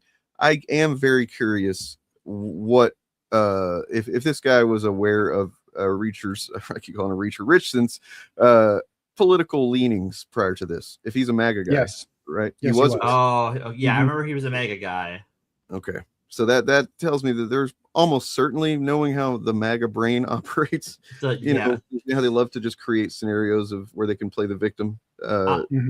Operate's a generous word. Yeah, it looked. I don't remember all of the details, but there was, around the time this happened, the guy was getting interviewed before Alan Richardson's footage was made public. The guy was on, I think, on Fox News or one of the Fox News clones, and they were they were in the process of building a anti-Alan Richardson public relations campaign about how he's a woke idiot and all this other stuff. And the guy it's weird that he's MAGA because he's also British, but the guy had mentioned that he thought Alan Richardson was like a liberal cuck or whatever. And, oh my God. In one of those interviews. And then the footage comes out and everyone's like, oh, fuck you, bro. You're just an asshole. You're just And I love that Alan was like, stay down. Stay down. Because that's allowed in self-defense. Like, you are allowed to attack until the threat is neutralized. And Alan's kids were there, and the guy kept getting up. His son's got a real lesson in action, you know? Yeah. I'm sure they know their dad isn't somebody that goes around looking to beat people up, but, you know. I mean, look, if he's just trying to stop the guy, if you just want it, like, it is understandable. Like, you feel like somebody's speeding through your neighborhood. Okay. Then the thing to do is not to stand in front of the bike. The thing to do is to call the cops, right? Like, I mean, I would try to flag them down first if sure. You know, that'd be That's me, fair. maybe, because I don't like to. Apparently, they do have beef going back a while over the motorcycle thing, from what I understand. Sure. And the MAGA guy thought he was going to be Jack Reacher in this situation and take justice into his own hands because the wheels of actual justice were moving too slowly, because a noise complaint about somebody's motorcycle in broad daylight, when it's not as important we're allowed to you. Yeah, sorry, bro. I mean, he maybe was going too fast, or maybe it is really loud, but it is the middle of the day when it's normal for traffic to be driving around the streets, you know? What? So if he was like doing it at like 3 a.m, right, that's different. That would be a bigger nuisance. But yeah, the whole thing was stupid, a stupid stunt. And the guy was trying to get his 15 minutes of fame out of Alan Richardson. What a cunt. So here's the thing that I can do a Chipper Gore experience for that I'm excited. I haven't watched the trailer yet. There's a new Blade Runner thing. Yes. That's a Prime show, correct? Yep, it's an Amazon Prime show. It's Blade Runner 2099. And the star is Michelle Yeoh and Hunter Schafer. Oh, cool. I haven't seen this trailer yet either. I've seen the Cyberpunk one and the Rings of Power one, but not this one. Oh, look at that. What fucking Computing Forever is the first channel to come up with. Gross. Reacting to that. Oh, that's right. I forgot Hunter Schafer is trans. Wow. Yeah. They're going to get so much grist out of this one. Oh my God. Yeah. Poor girl. Hey, man, if they didn't know, they wouldn't be able to tell. God damn it. Like, I've never even seen her in anything. I haven't watched that show Euphoria. I've never watched that show. Yeah, I haven't watched it. So to my either. knowledge, I've never seen her in anything. So I'm real interested to see what she's going to be like in this show. Look at all those data centers.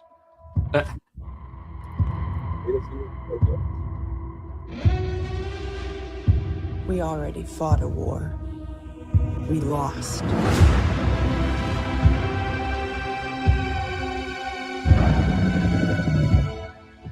Replicants. They keep taking it all away.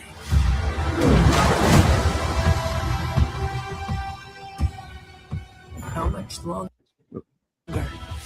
Until we have nothing. Until we are nothing.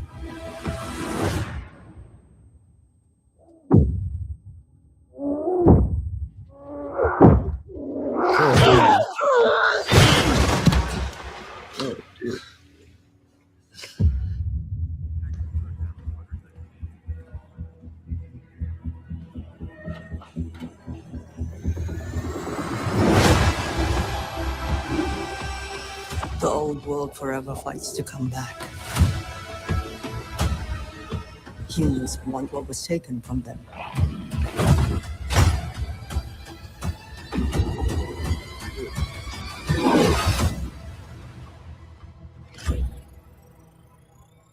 But it's our time now.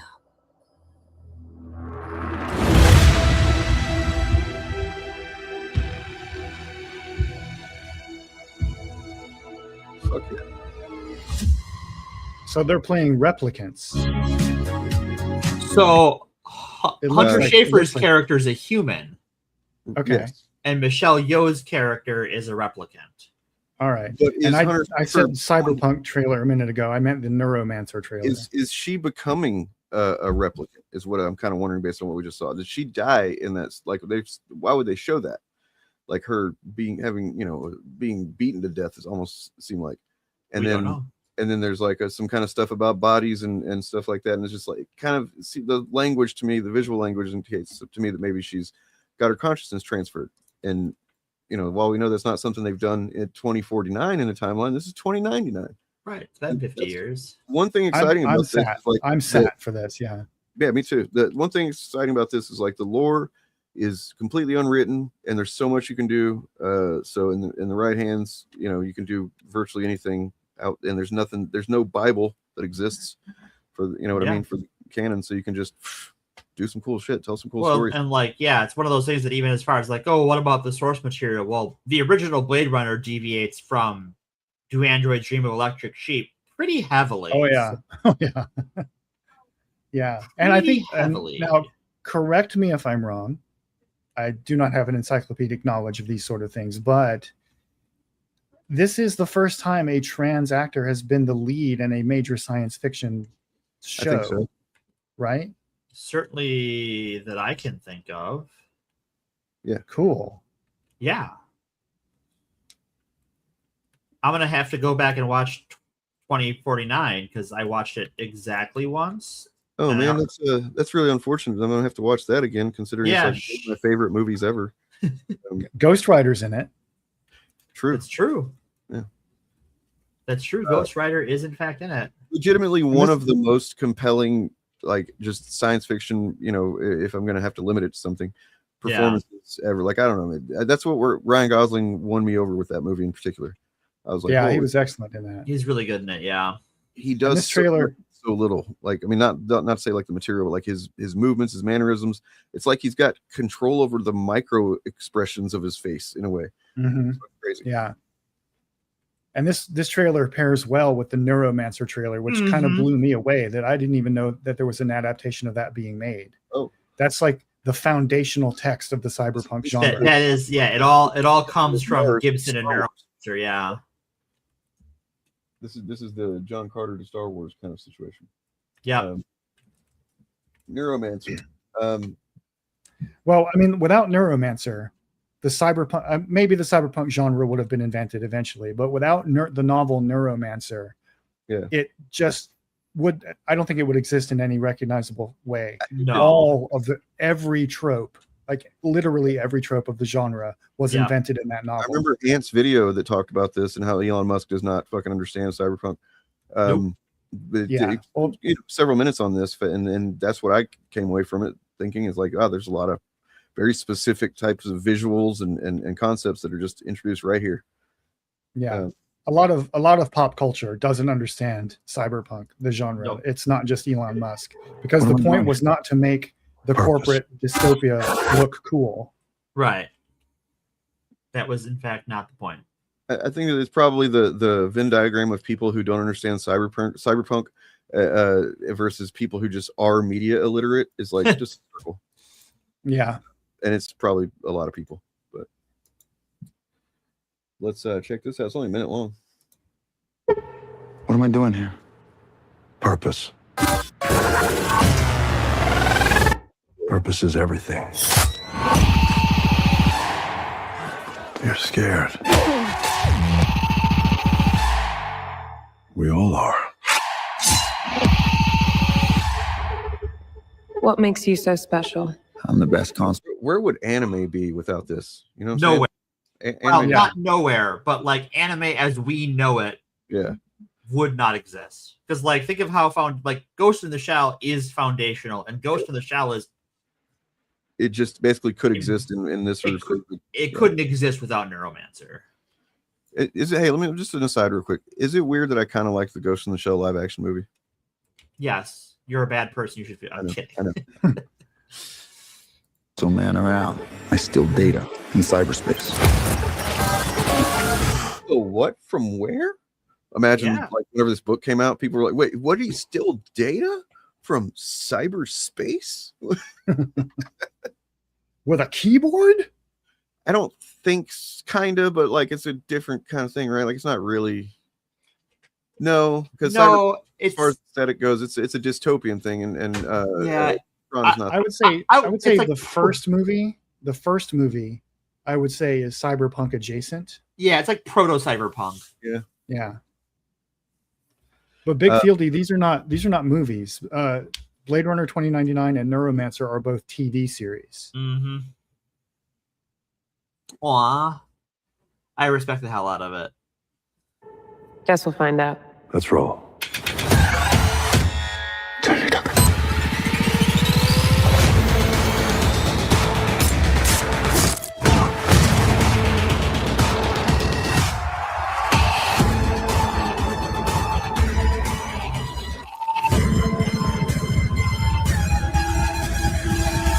See you on the other side.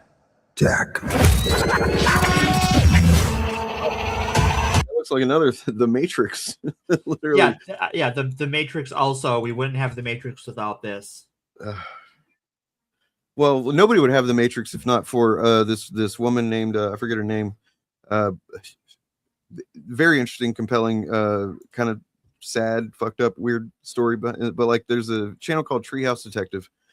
If you're interested at all in the Matrix and how that came about or how it didn't, go watch their recent-ish video that explains the woman who claimed and actually sued the Wachowskis, Warner Brothers, for ownership and for like billions of dollars. She sued them, claiming they'd stolen her concepts and ideas and stolen her stuff directly from for the ideas for the Matrix. Wow. And she's done various podcasts, talked about it, how it's just like they're not allowed. The more I say about it, the more you'll understand what's actually going on. But basically, she's not correct, and that's putting it mildly. She either is very, very unwell, or very, very dedicated to a really fucking weird, silly grift. Right. I was going to say I was skeptical of her story because The Matrix is a brilliant movie, but it's not really a terribly original idea. I mean, it's a cool idea, but they are not the first people that came up with an idea like that. So they're the first people to put it into a popular mainstream big budget. Sure. Yes, they were absolutely, and they certainly deserve credit for that. I'm not trying to like diminish that, but her argument rests on the claim that they stole these ideas from her, and what actually happened is that they were both drawing from similar. See, you would think from that the same sources, basically. That's what most people kind of end up saying, and then the people that she's done interviews with, they'll say stuff like, I don't think she, I think she's probably just mistaken or whatever. The Treehouse Detective guy actually read her manuscript, and it is not at all. That's what makes you come away from it thinking, oh, she's not well, or like, for one thing, it's hardly even coherent as a story. It's not really narrative. It's just random ideas kind of stapled together. And like, it's only in the sense that there is a main character who is essentially the Messiah who, but other than that, it's like aliens have sent this Messiah to Earth and it's like, it's called the Third Eye. And it's just, yes, there are certain types of figures in the world that exist as villains that represent the bad guy or whatever. So she's like, you can see how she's mapping on certain things very loosely, you know what I mean? Like Hades and then Neo, and it's like, but other than that, there's nothing.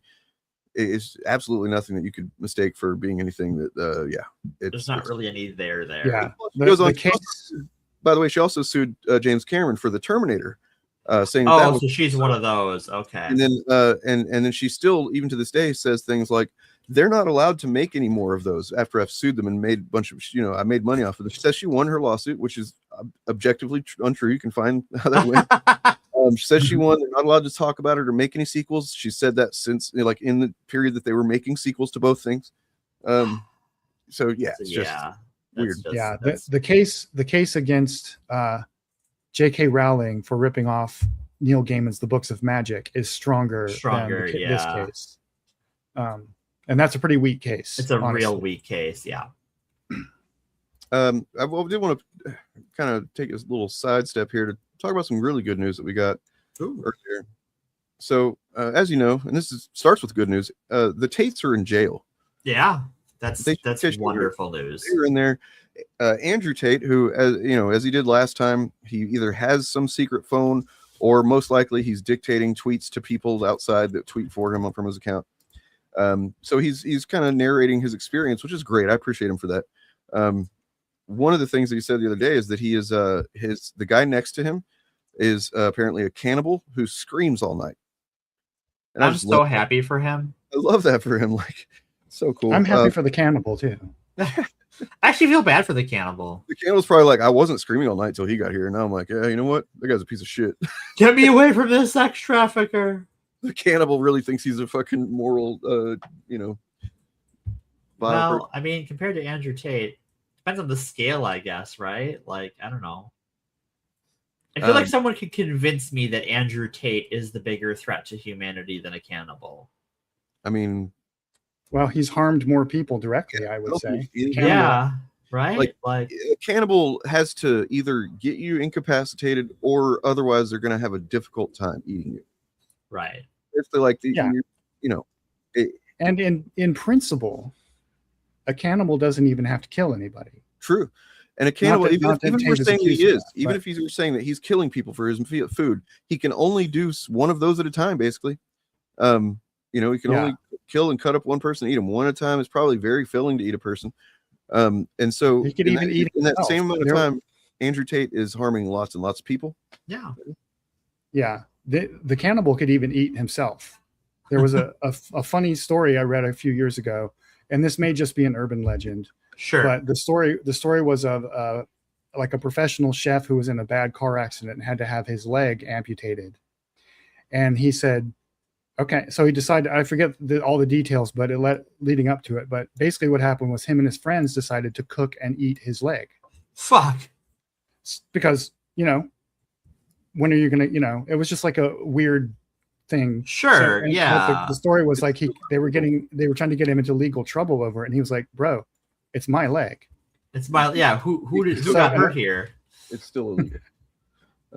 Yeah, I know it's still illegal, but it was just it was an amusing story to me because his argument in the story, which may be an urban legend, right? His legal argument was like, well, look, it's my leg, it's my body. I'm not hurting anybody. Why is it illegal for me to eat my leg? Based on this real story that is real, Israel, what? No, that is true. Not Israel. I forget the guy's name. I think he was German in the 80s, I want to say.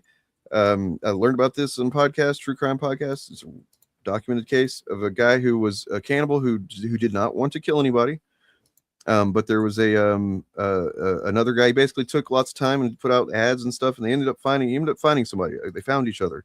And the other guy wanted to be eaten because I think he was going to die maybe anyway. And so he was like, I want to know what it's like to be eaten. I want to give somebody that satisfaction that wants to do it. And they started with his penis.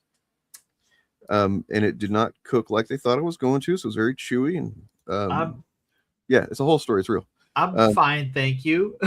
but their logic was the same. Was like basically, well, okay, but if I'm literally signing, he actually signed a thing saying, I want this to happen. But apparently it doesn't matter. So, yeah. Well, and it does cause brain problems, but only if you do it like a lot, like I'm just tired of the authority figures. And who decided they're the ones that get to tell us how to live and what we can and can't who we can and can't eat. Yeah.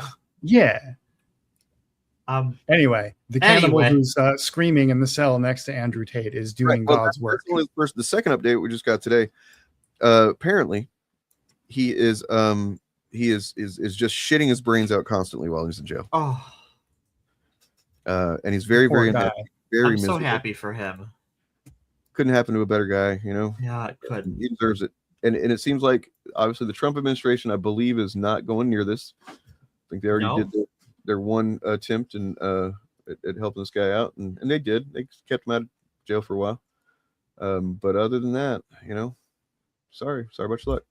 Well, at a certain point, like, well, what did you do for me lately? Right? That's the Trump MO. You know, well, he's been partying. Mm-hmm. I mean, there's not much to say. Right. Andrew Tate's a piece of shit. He's in prison where he belongs, and he has a screaming cannibal in the cell next to him that's mentally torturing him, and he's shitting himself. Right. Okay. Justice cool. is served.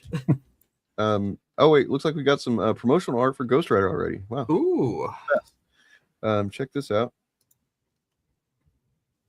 That's cool. I don't know if Rachel McAdams is going to be reprising the character that she plays in Doctor Strange movies. If so, that does set up a pretty good reason for Doctor Strange to not like Ghost Rider. Just saying. I hate Start you to see the beginnings of Civil War II here. And I love especially the touch that her flesh is beginning to molt. Yeah, that's great. Good stuff. It's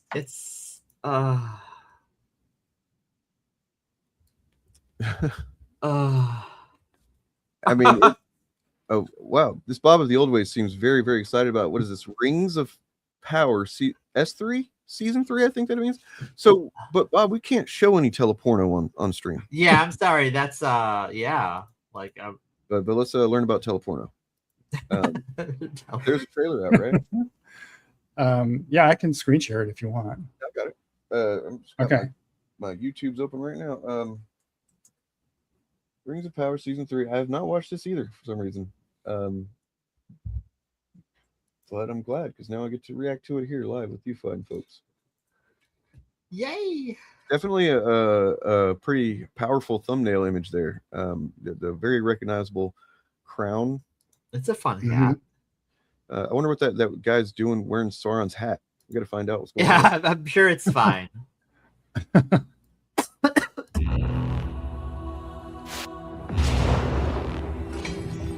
Now is the mighty hour come.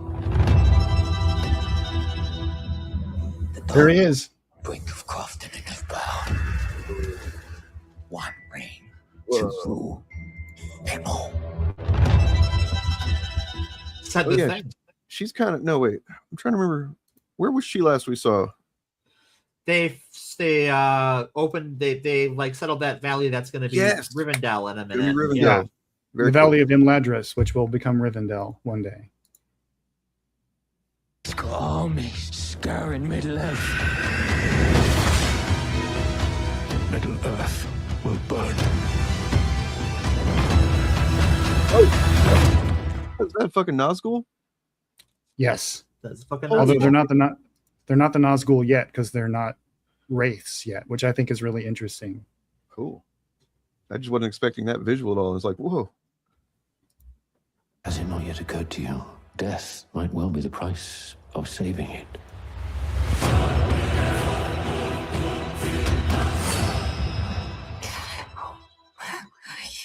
Trying to get no. Is that her brother? It's her husband. I mean, her husband, rather? Her husband, yeah. So he's not dead. No, Or is he? we can.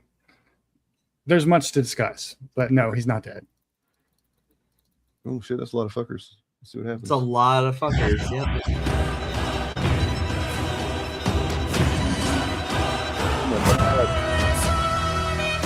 There are no friends of Mordor here. Come with me. The Dark Lord. So, who is that?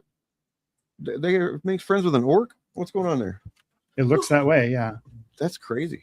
That can't be canon. This ruins Tolkien's vision. I've been The told. orcs are supposed to represent black people. I mean, they're supposed to be bad guys. You know? Damn it. We have to stop him. The shadow rises to Middle-earth. How would you like to rise with it?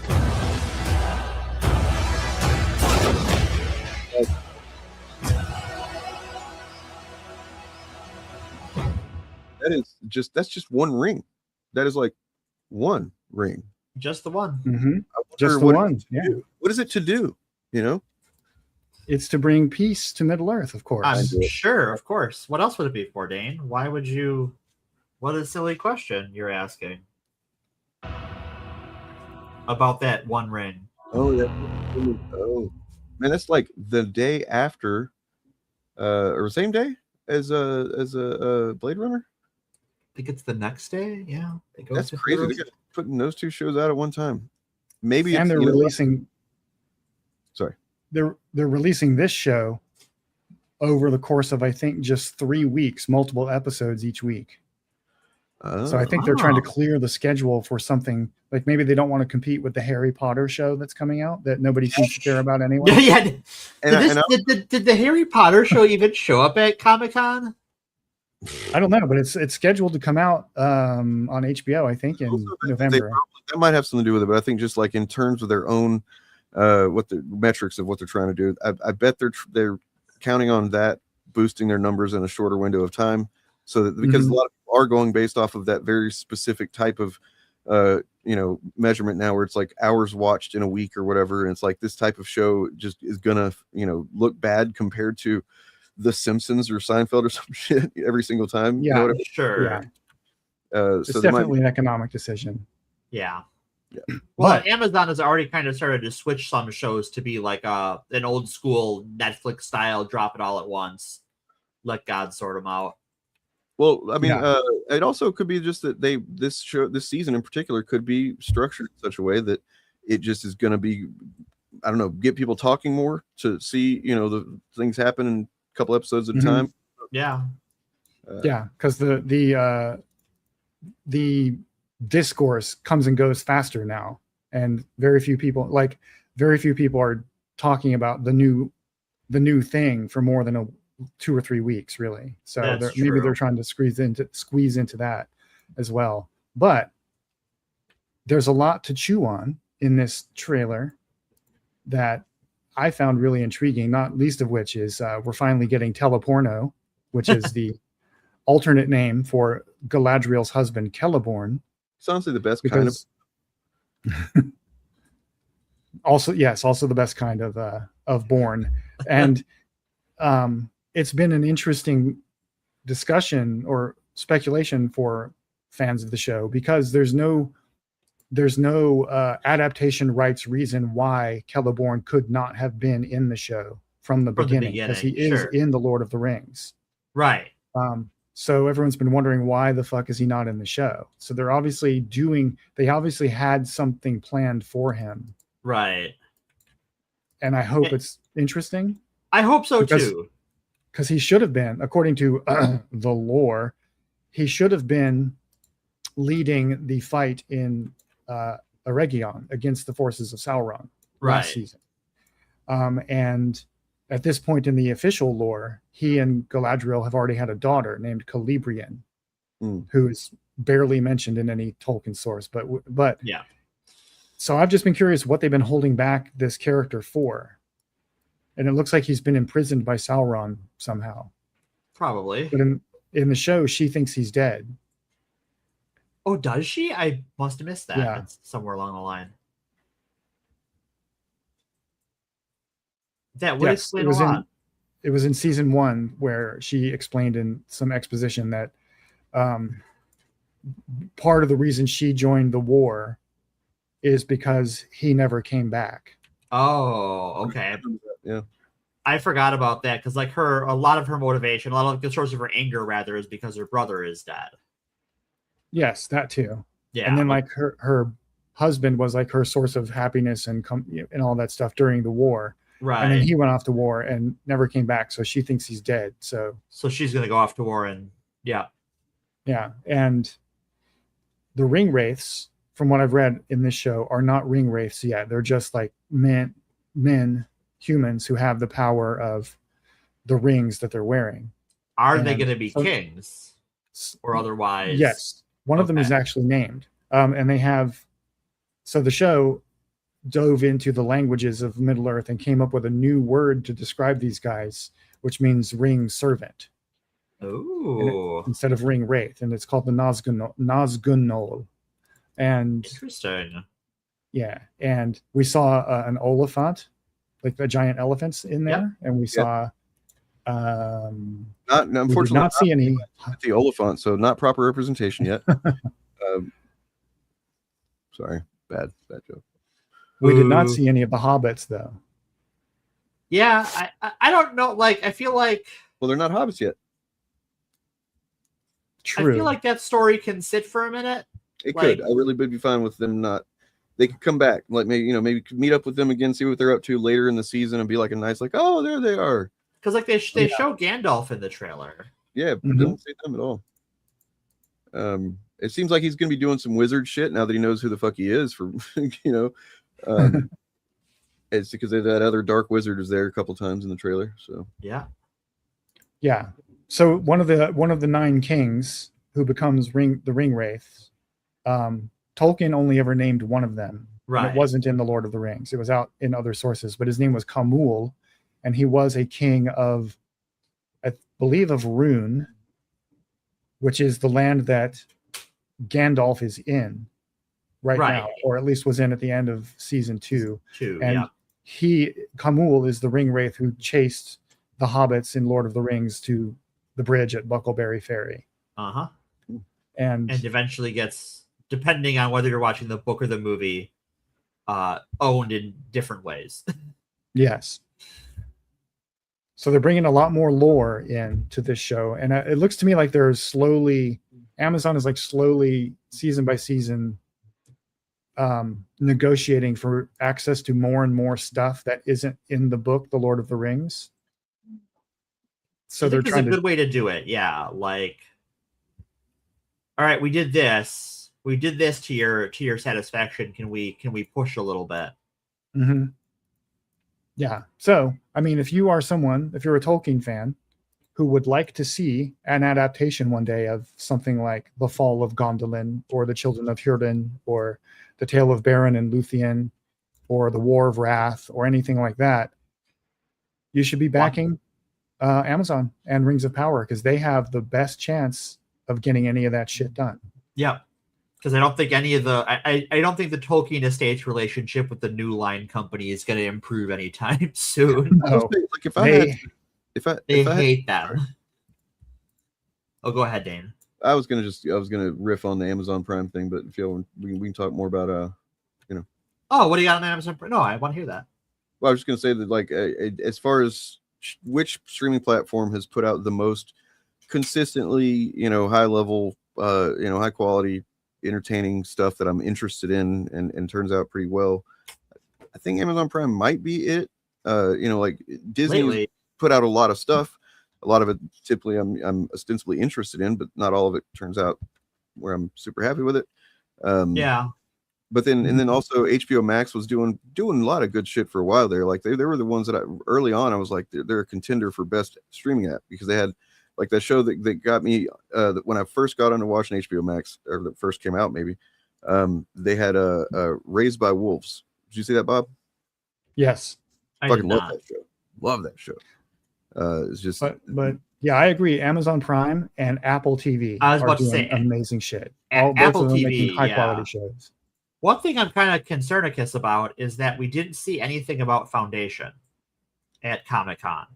Yeah, I mean, I guess I would say that I wouldn't expect it to be. We know they're doing the next season. We know they're doing the next season. So I think they're just taking their time. It's not the kind of show I'd expect to see every year or even year and a half necessarily. But I like it. I like it a lot too, and it's just gotten better basically every season too. It gets better and I also think that's kind of the opposite of the books. Like, I don't think that like Asimov's writing was bad by any stretch of the imagination, even though it's dated. But like, I remember reading the anthology that the story of the mule is in the first time, and I'm like, this is kind of whatever. And like the adaptation of that story in the Foundation series is fantastic. Yeah. Asimov was great at world building and future history. He's not great at characters and dialogue. Yeah, he's good at bird's eye view, big picture stuff, but Yeah, which is cool. He was and good that's made at him hard to mysteries, adapt. too. Yeah. Constructing mysteries. If you read his robot series featuring R. Daniel Olival, who is in Foundation, by the way. Yes. I don't know if they've revealed that or not yet. And I don't know why they would, because it wouldn't have any salience to people who aren't Asimov fans. But anyway. They're going to. Are we talking about the character that's in Foundation that is... No, that's a different R. Daniel, but yes. Oh. There is a... Okay, this is major spoilers for Asimov's books, which are 50 years old. So there's the character of what's her name, Demerzel, which is the basically the attendant to the Empire, the Imperial line, the genetic Empire. She's basically their hand servant essentially. She's there, but she's really running shit. You find out and she's been there for generations and generations of the same clone emperor. And turns out she is the seemingly only surviving robot in the galaxy. And that she was actually the one who in her previous life I think started like the robot rebellion.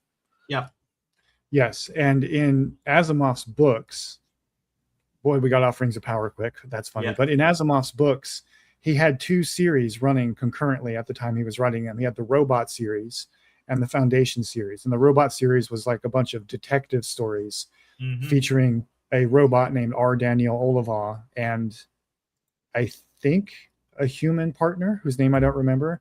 And every story was about figuring out how a robot, some other robot, had managed to get around the 3 laws of robotics and murder a human.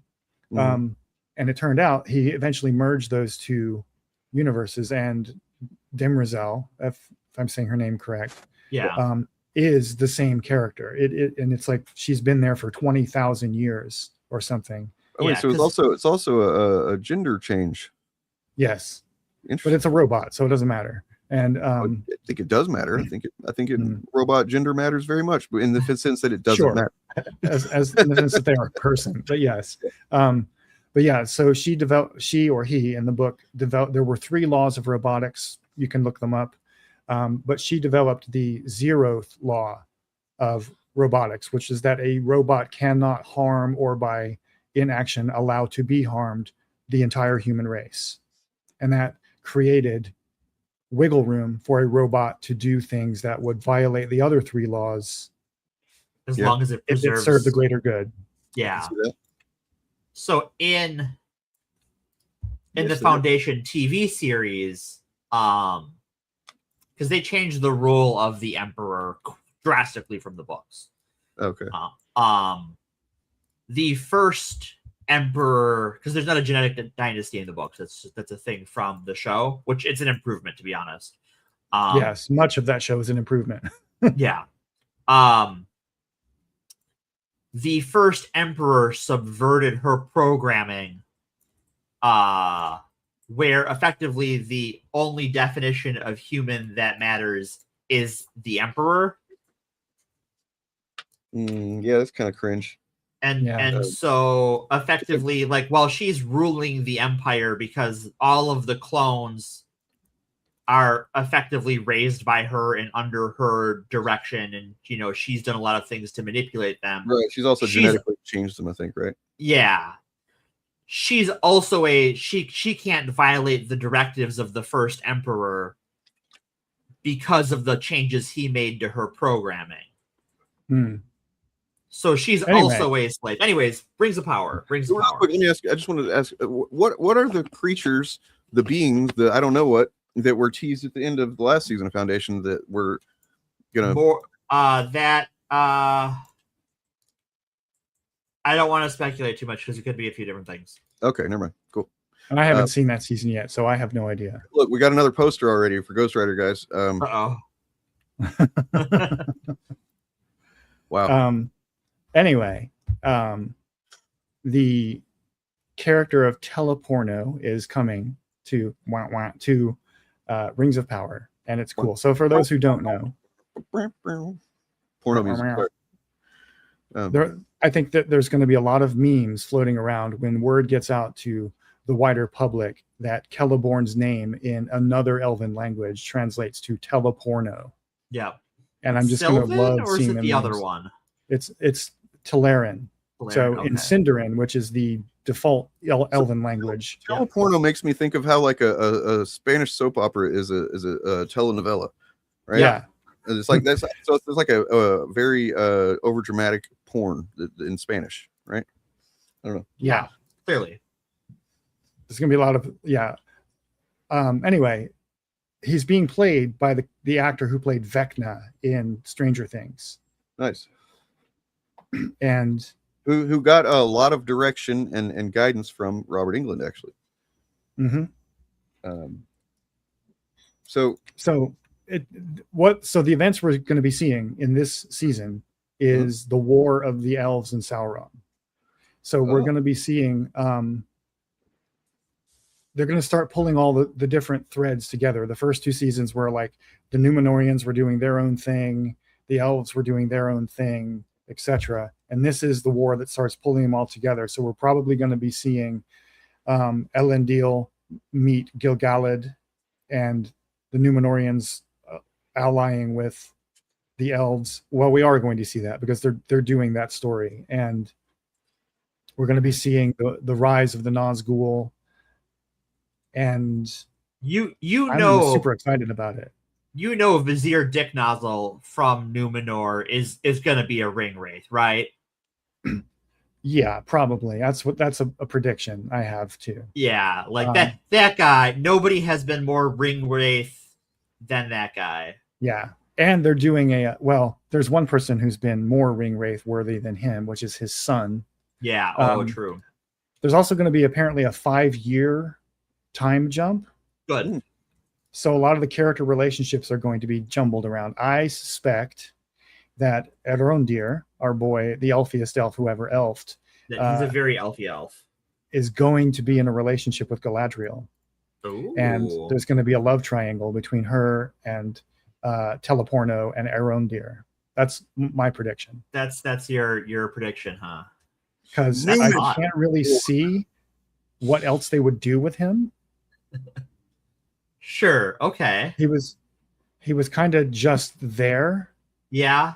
For season 2, kind of unfettered, like they didn't know what to do with him, and they ended up season 2 with him in the inner circle with Gil-galad and Galadriel. So he's going to be spending a lot of time with Galadriel over the next 5 years. Oh, god damn it! Sorry. Uh-oh.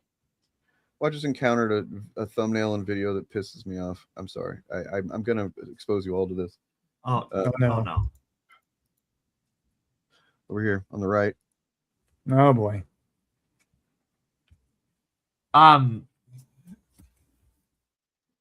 So I'm pretty sure that there's no handguns in the Odyssey. Is that correct? You are correct. Okay. I don't think the crossbow's been invented yet, so we're a ways away from handguns. Well, there's a lot of anachronisms in the movie, so yeah, that's fair. There's a guy on a cell phone in the background at one point. What's funny is in one of the cuts of the Peter Jackson Lord of the Rings, you can see a car going by in the background. Yes. Yeah. That's not uncommon in big. And a little known fact: if you look real careful, you got to be real careful and like pause it and like go frame by frame. There's a Starbucks cup in the final season of Game of Thrones. Well, yeah, I think they edited it out, but there right was there in the middle, you can see it clear as day. It's fucking crazy. It's great. I love that. In the original Ben-Hur, the Roman character is wearing a wristwatch in one of the scenes, right? There's like I love that unintentional things like that all over the place. Yeah, anyway, I love that. The point is, I have kind of gone against the grain of saying that I didn't think it was as bad as some people like to say, but as far as that goes, I think that is pretty unforgivable. Just for getting a coffee cup, like when you're putting on that kind of production, it's just come on, man. But I mean, I think they have it digitally in every context that they could. Yeah. So, anyways. Yep. So anyway, I think I can't see what else. Getting back to Rings of Power, I can't see what else they would do with Elrondir, with him ending up where he is, because he didn't really have very much to do in season 2 except wander from one place to another. And they got to give him something to chew on. And like there's get no, familiar there's with other little, characters. Yeah. There's very little drama to be milked from reuniting Galadriel with her husband, unless there's some romantic rival involved. At least I don't think so. All right. So I think that's what they're going to do with that character. Away from Rings of Power, because I don't know who the hell we're talking about anymore. I have a lot of characters I still don't identify by name, just by who they are and what they do, like what they look like and what they do. That's why he's the elfiest elf that ever elfed. Arondir is the black elf. He's the black elf, yeah. Oh, okay. Yeah. Fair enough. But he is Elfman, attorney at Elf. Yeah. Like even people who don't like the show have what? Even people who don't like the show, many people, not all of them, have praised that character as the most Tolkien thing the show has done. Yeah. The most Tolkien new thing the show has done. Why is it? Because he's the elfiest elf who ever elfed. He like embodies elfishness like better than any other elf actor on that show. Like he comes off to me like kind of like a Legolas 2.0 kind of thing. But Legolas doesn't say or do anything. And and Legolas was also the elfiest elf who ever elfed. So they are definitely trying to invoke Legolas, playing the role of the Legolas. He's Legolas if Legolas got things like dialogue and character development. Things Instead that of are just, not present. just stand there and look pretty. Okay, you know. Well, because they have been very successful as far as white nationalists, white supremacists, dog whistles, and not even just openly. They've been very successful because a lot of Lord of the Rings fans are, and I imagine that many of the ones that are part of this, subgroup are older, like as far as like middle age maybe, and so they're, were probably people that weren't even necessarily like prior to this maybe openly hatefully racist in some cases, but this type of thing is the exact kind of thing that you're able to get somebody that has unprocessed biases and unrealized prejudices and stuff that if you can get them pissed off, riled up about something like this and make them see some kind of reason to why this is not okay that they're doing this in Lord of the Rings, then it's a really fucking apparently good way to get the foot in the door with some folks. Because I definitely think that this is there's some of them that I've seen like, it's been a while. I've got some screenshots somewhere, but like I found a group of these people one time that was like, they seem to be, I hate to say it, kind of liberally, like kind of lib shit. And the way they were arguing about what they're saying was surprising to me because it's like not arguments I'd seen before in any other context. That's why I was really glad to see Bob come along and start talking about this stuff in his videos because, it's not my strong suit as far as Lord of the Rings lore. I do love Lord of the Rings, but I don't retain a lot of the minutia like I do other things. Anyway, it's also because the Lord of the Rings itself is very traditionally conservative coded. Yeah, not fascist coded, because there's a difference. There's a big traditional kind of conservative. But it's very Brit coded, small c conservative. Yeah. Whereas American stuff like Marvel Comics and stuff like that it's very pretty clear that it's never been about just white people or whatever. Right. It's harder to harder to make the case, but I mean it's easier for bad faith people to make it seem like that's all Lord of the Rings is supposed to be. The Lord of the Rings is like a dream of an English mythology to rival Beowulf or the Iliad or the Odyssey. Like that's what Tolkien's aspiration was to create something like that specifically for the English people. So it's very pastoral, it's very Christian, it's very in a medieval sort of way. Like a lot of it is extremely medieval in its aesthetic and its morality, and so it naturally draws people of that inclination, conservative, traditionalist, that sort of stuff, and those people are very easy to radicalize.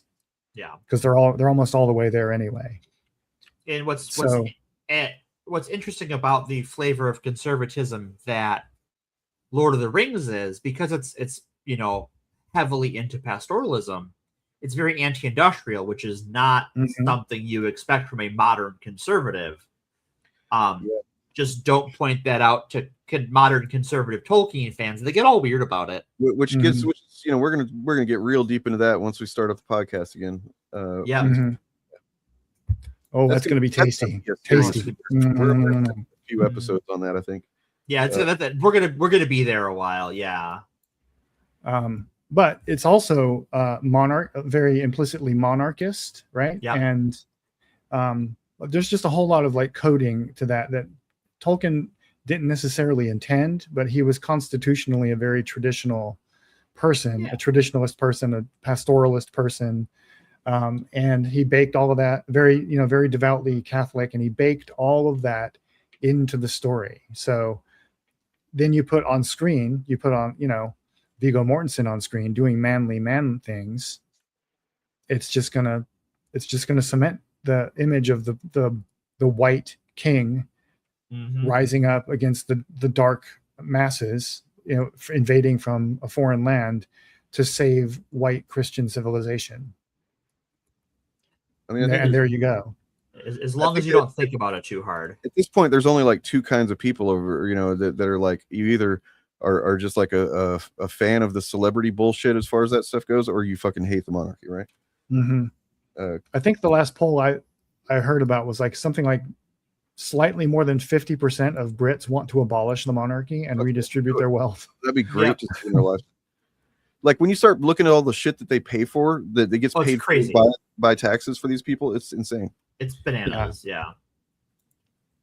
I mean, it's, we got some bad stuff that we pay for over here, as far as comforts for these people that don't deserve any comfort.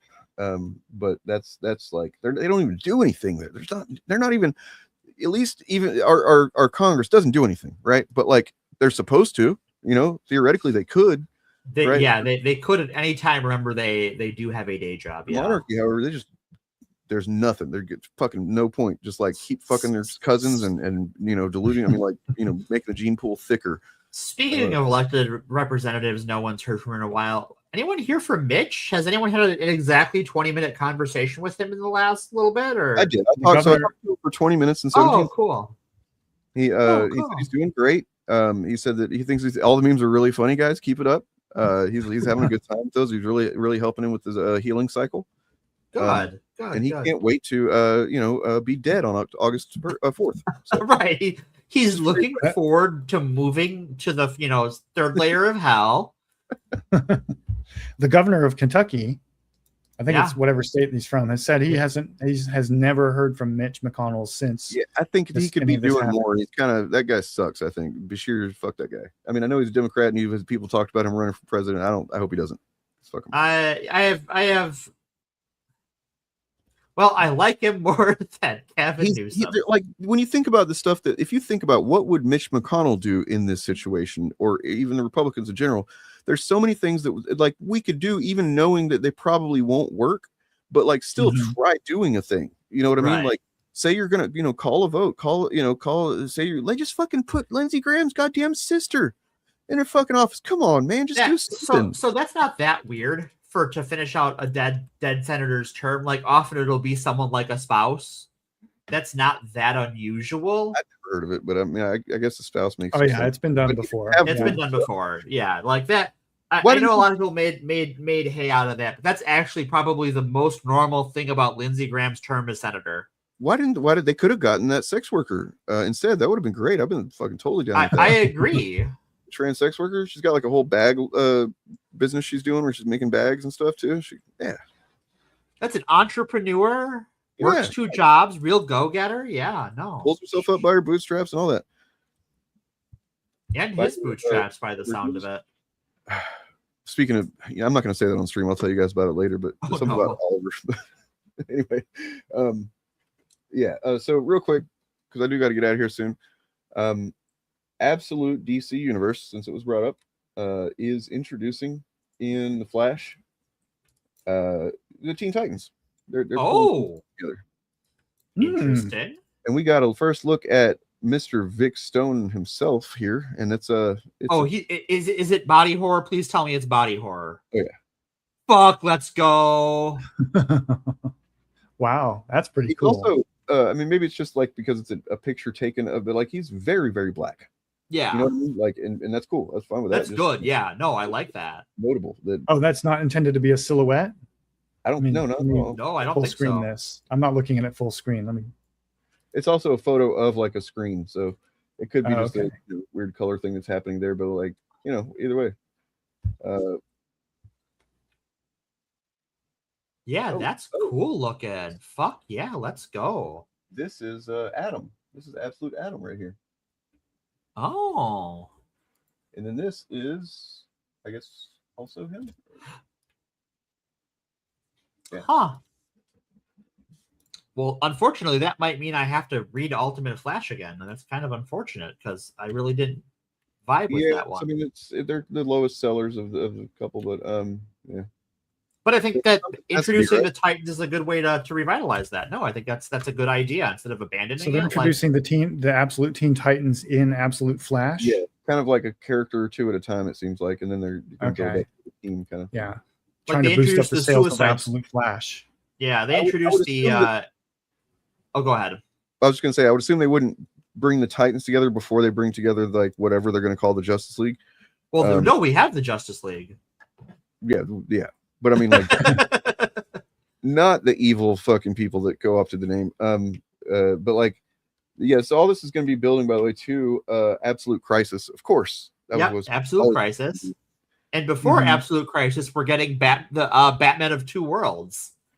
And I think Dark Side versus everybody or some shit like that is another thing that's going to happen. Well, I just hope the Absolute Universe follows through on the promise to make the Teen Titans the hold on, this the is huge. flagship. What's up? Editor Let me finish my thought. He seems to have quit. He's no longer Yeah. down as Marvel's editor in chief. I didn't know this. Fuck. Yeah, that was that. I heard about that a couple weeks ago, actually. Just Steve Wacker is now Marvel's new editor in chief. I mean, that's good because Cebulski had some shit that he never answered for, and it was kind of he was a controversial EIC, both as EIC and before he was EIC. So I know. Oh my god, look what they're doing! They're doing it again. This is literally what I mean. Not that again, but like, so the thing with Cebulski was when he was a younger guy, just gotten into comics and Marvel in particular. He was kind of responsible for, I guess, marketing to or creating content. I don't remember exactly, but it's something to do with with Asian Marvel content.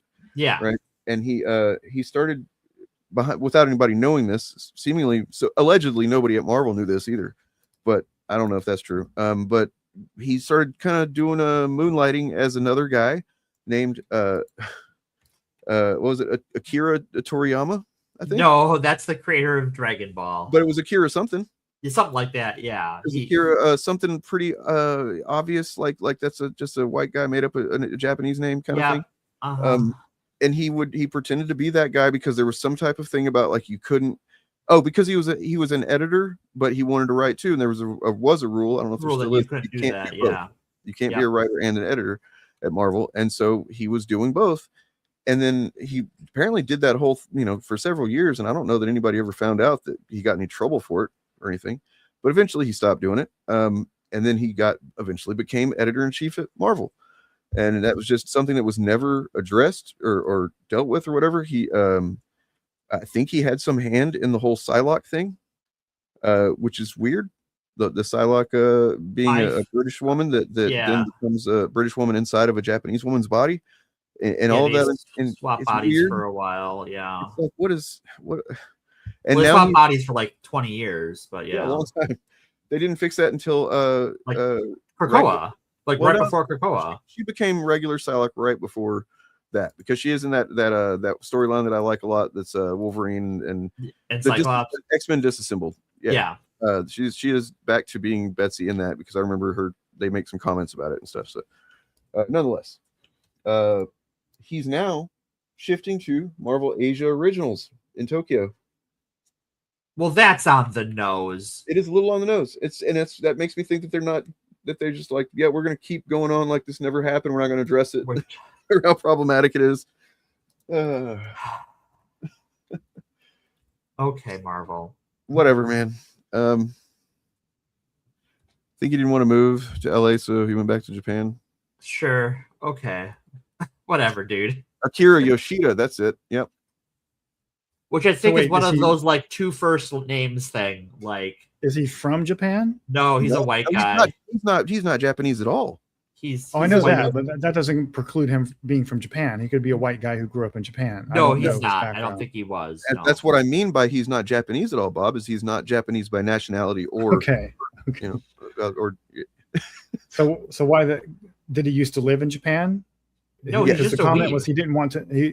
The comment was he didn't want to. I think he maybe I did live misread it. He Yeah. moved He to didn't want Japan move at to some LA, point. so he went back to Japan. So I was trying to figure out if he ever actually lived there. Okay, he did think live in he- Japan for a while. Yeah, I think he lived there for a while in between him pretending to be a Japanese guy and leaving Marvel. He lived in Japan for a while because Why he's did a they huge. keep? Oh my god! Why Yeah. did they keep him after that came out? He left Marvel. Like he left Marvel and came back to be EIC. He and I don't wasn't think they at ever even Marvel. said they've never even confirmed this publicly, as far as I know, right? Marvel, they've never it's just a known thing, but I don't think it's ever been something where There's they're like, been no like public knowledge of any ramifications. so kind of wacky. Well, at least he's not EIC anymore. Look, as long as they keep letting Gale do Uncanny, that's fine. Whatever. Anything else is just gravy. I don't know how much we can blame him. I don't know how the editorial works anymore or anything. If how much direct influence they're having over individuals, departments that have their own editors or anything. But like, Yeah, I have no I would idea. say that he hasn't been the best as far as what I've. No, because he took over during the Krakoa era, and And then it ended. So and then it ended, and we had one really bad X-Men event after that, and I would say 1.5 really good X-Men books when we had lots of good X-Men books. So wow, his name is Chester Bror, Bror, Chester Bror Cebulski. Wow, that's the name. So yeah, so let's see. Real quick, just to make sure we got all this right, I'm going to recap it because it is interesting. In 2002, Marvel announced that C.B. Cebulski, who had worked as a consultant for their Marvel Mangaverse line, had been hired as a full-time associate editor. Cebulski had lived in Japan for several years, spoke fluent Japanese, and had good working relationships with Japanese creatives. Marvel was interested in reaching out to an international talent and valued Cebulski's background as an asset, even calling him CB-san in their press release. Oh my god! What a weeb. Cebulski worked at Marvel, overseeing several notable projects, including the hit Runaways, up until 2006, when he resigned to pursue freelancing work. One notable Japanese writer who worked for Marvel during that time was Akira Yoshida, who quickly rose to prominence around 2004-2005 as one of Marvel's young guns. Yoshida grew up in Japan and was an avid reader of manga. His father, an international businessman, often took him on trips to the U.S., and Yoshida fell in love with the American superhero comics, even learning English that way. In 2003, he wrote comics for the publisher Dark Horse and caught the eye of editors at Marvel. So he was already doing Akira Yoshida at Dark Horse first. Yoshida quickly became one of Marvel's most prolific writers, writing several miniseries, including Thor, Son of Asgard, Elektra the Hand, Wolverine, Soul Taker, X-Men, Age of Apocalypse, and X-Men Kitty Pryde, Shadow of the Flame. Many of these comics were set in Japan, and Marvel was delighted to have an authentic Japanese creator who could take to an American audience. Let me take a big drink of water. And then not many public appearances, seemingly none at the conventions. He had no photos, and any correspondence with him was done remotely. By 2006, he vanished from the comics industry just as quickly as he disappeared. The reason for that, C.B. Cebulski and Akira Yoshida were the same person. The Art of Vandalay is how this is titled.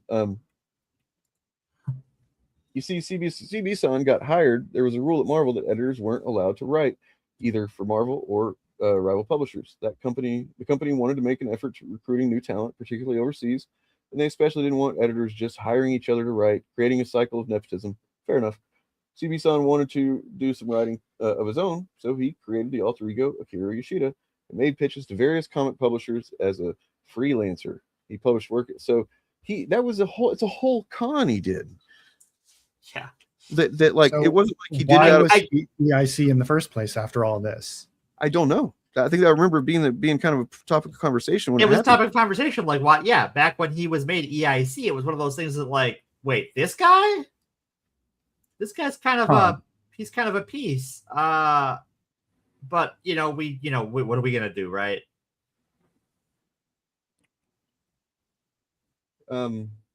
So Cebulski did not pull off the perfect deception. That would be inaccurate to say, but though he did catch a few lucky breaks.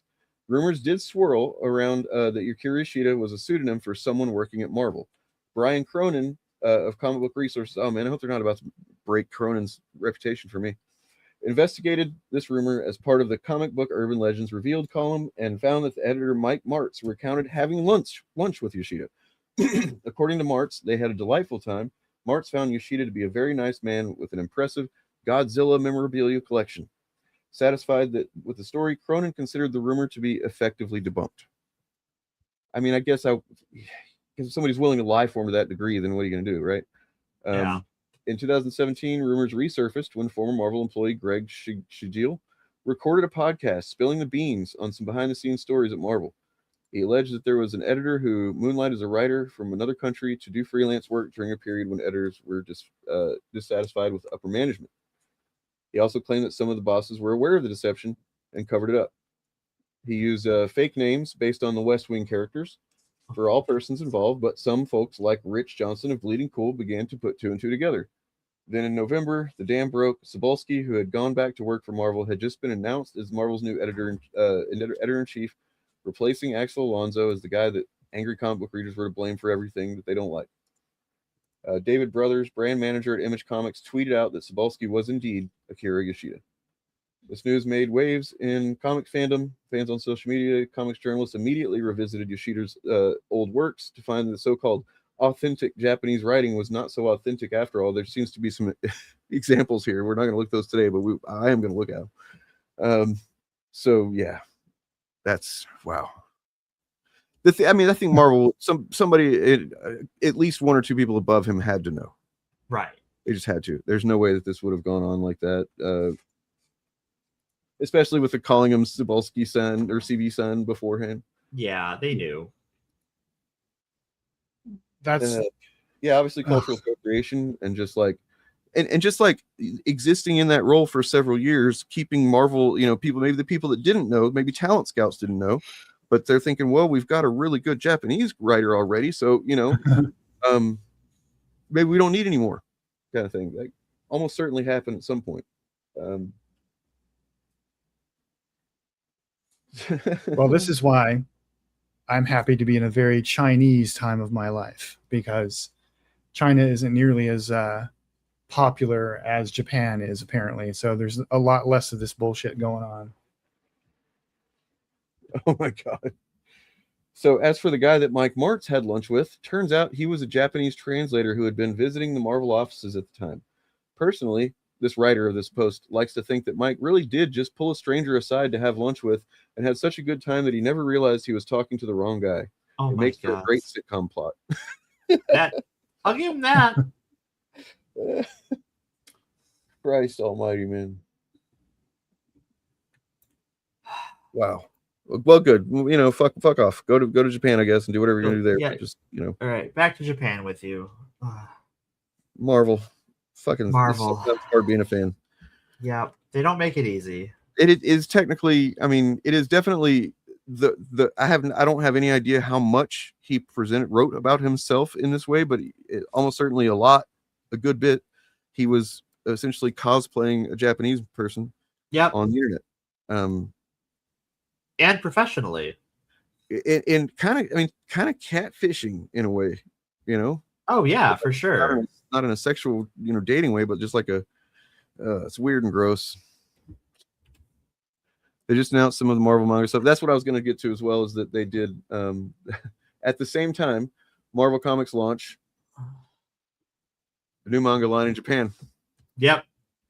So I guess they finally realized we need some of that manga money. Good.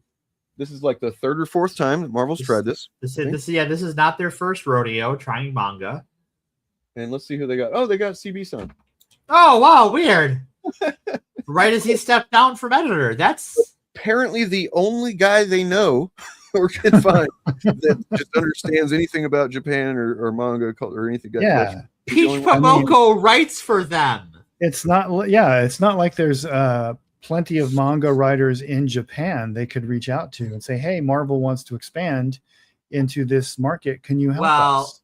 I have to imagine one, because the manga industry makes the American big two comic industry look like a mom and pop shop that likes their customers and their workers and pays a living wage. They are almost all certainly under non-competes. The Japanese don't care. So you're speaking for all of Japanese fans when you say this. That's cool. I didn't know they gave you that permission. That's good to know, though. Yeah, like there is no shot you would get a big name mangaka to do an American comic book or a manga for an American comic book company. Fair enough, but there's got to be Japanese writers and artists who aren't attached to anything, who are like they got the hustle and they're looking for their opportunity, and they could. It would be easy to find people. Japanese people is what I'm saying. They don't have to rely on this dude. I get what you're saying. I mean, I agree. That they don't need to rely on this dude. No, they should be able to get other talent. But I think if that's true, the Peach Momoko came via CB Swelsky. That's cool. That's great, and that is a positive thing. Even though it's not my preferred type of art generally, I do see the talent and I recognize that. But I still don't think that negates things, really. Yeah. Like it can both be true that he is the one that brought Peach into the Marvel fold. Bill Cosby brought smiles to families' households every night for years. Right. And years. I mean, to be fair, I don't think CB is that bad. No, I'm not. No, the details are. I'm just saying. Yeah. No, I know. The same principle applies. Yeah. Real quick, I wanted to show this. I've screen recorded these few images.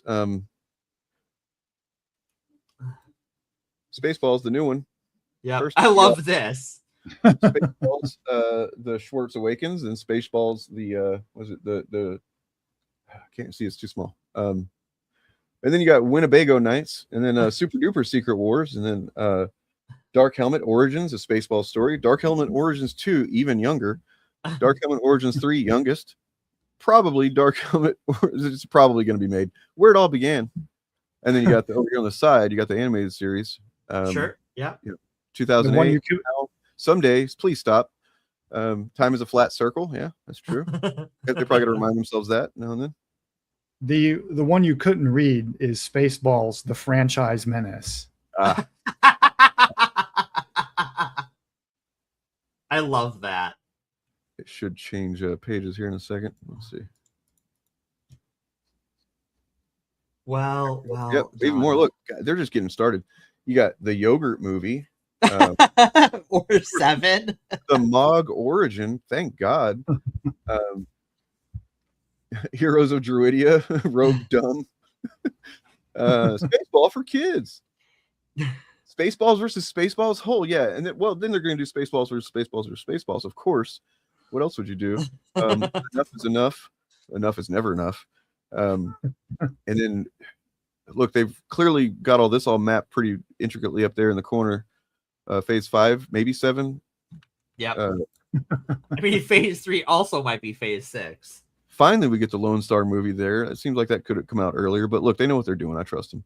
I love the note at the end. It says maybe all of these happen at the same time.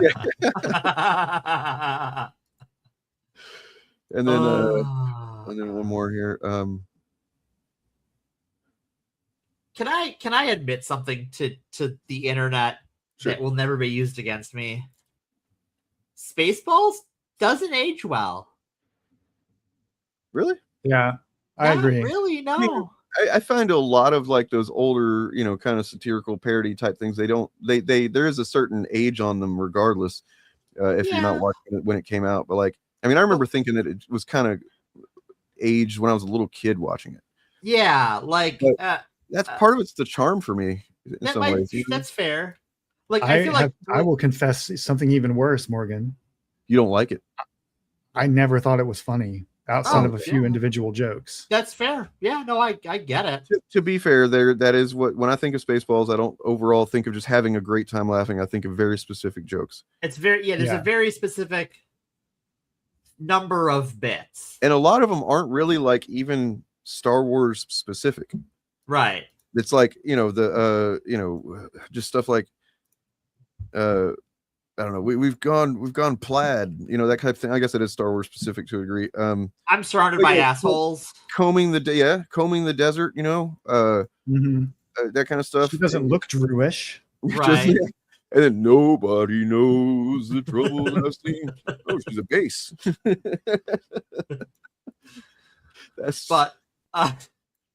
But like I watched a few Mel Brooks movies over the last couple of years again, and like that is the one that stood out to me as like this does not hold up as well as the others. Yeah, like Robin Hood Men. Oh, go ahead. I'm sorry. It's very much of its time. Yeah, like Robin Hood Men in Tights has a lot of that too. I think maybe the thing is this: when you like the yogurt scene where yogurt shows all the merch and stuff, that's just how everything is. That's just real life, yeah. And that was real life when that movie came out, because we were already into the Super Star Wars merchandising. Yeah, well, that's what they were making fun of, but like they didn't, it just would have been absurd to think that all the movie properties would start doing stuff like that. But here we are, where everything has a million everythings. Yeah. I wish Mel Brooks had been able to do, like maybe a Marvel thing, like a superhero parody, and with that same kind of energy that he did with that. I don't know. Yeah. I haven't seen Men in Tights in a long time. That one doesn't hold up either. I would say it holds up better than Spaceballs does, but like there's a few moments that are like, and that's weird because Men in Tights is largely just a parody of the Kevin Costner movie. Costner, right? Yeah. So it's not even like as perennial as making fun of the entire Robin Hood mythos. It's just a specific movie they're making fun of. Yeah. And Spaceballs is that too, but Star Wars is bigger than just one movie. So it's weird that Spaceballs, I haven't watched either of them in a long time, but it's weird to me to hear you say that Men in Tights aged better than Spaceballs did. Yeah, and that's just my subjective opinion. I will say the objective opinion I have on this matter is that Young Frankenstein is the best movie he did, and I will fight anyone to the death. Yeah. Otherwise, Tights to me is really special just because I oddly fucking loved that movie, Prince of Thieves, when it came out. Like, it was just, I was at the age I was at was like I had just realized I fucking love movies. So like I was probably like 9 or 10 or some shit, and I'd seen a couple. I don't know what I'd seen recently, maybe the Terminator or something. But like I finally had like my first, or had my first experience of like, this is just a fantastic. I don't know how I thought of it. I definitely didn't conceptualize it this way, but like I just understood that movies were a great thing and I was going to love them. And so that came out, and I was just like, oh, it's so good, fucking what's his name? Alan Rickman. Yes, Alan Rickman. I was trying to think of his last name. I kept thinking Richmond. But yeah, Alan Rickman. I remember him fucking just being like, "Oh, that's so cool. He's so good." Well, he was. It's a good movie. Yeah. For all of its faults, and it has many, it is a fun movie. And I thought Morgan Freeman was a great addition. Yep. Because of him, and only because of him, and because of that role, almost every adaptation of Robin Hood since then has had a character like that. Yeah. He was the first one, so he broke that ground. When I was a kid, I didn't know what they meant when they said the painted man.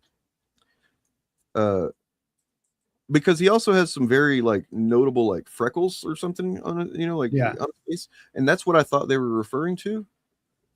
Because I just didn't understand that they were probably talking about just being a black guy, Yeah, it depends heavily on the idea that white English people during the Crusades would never have seen a black person before. They're like there's land connecting these regions that. Well, not England. England's an island, right?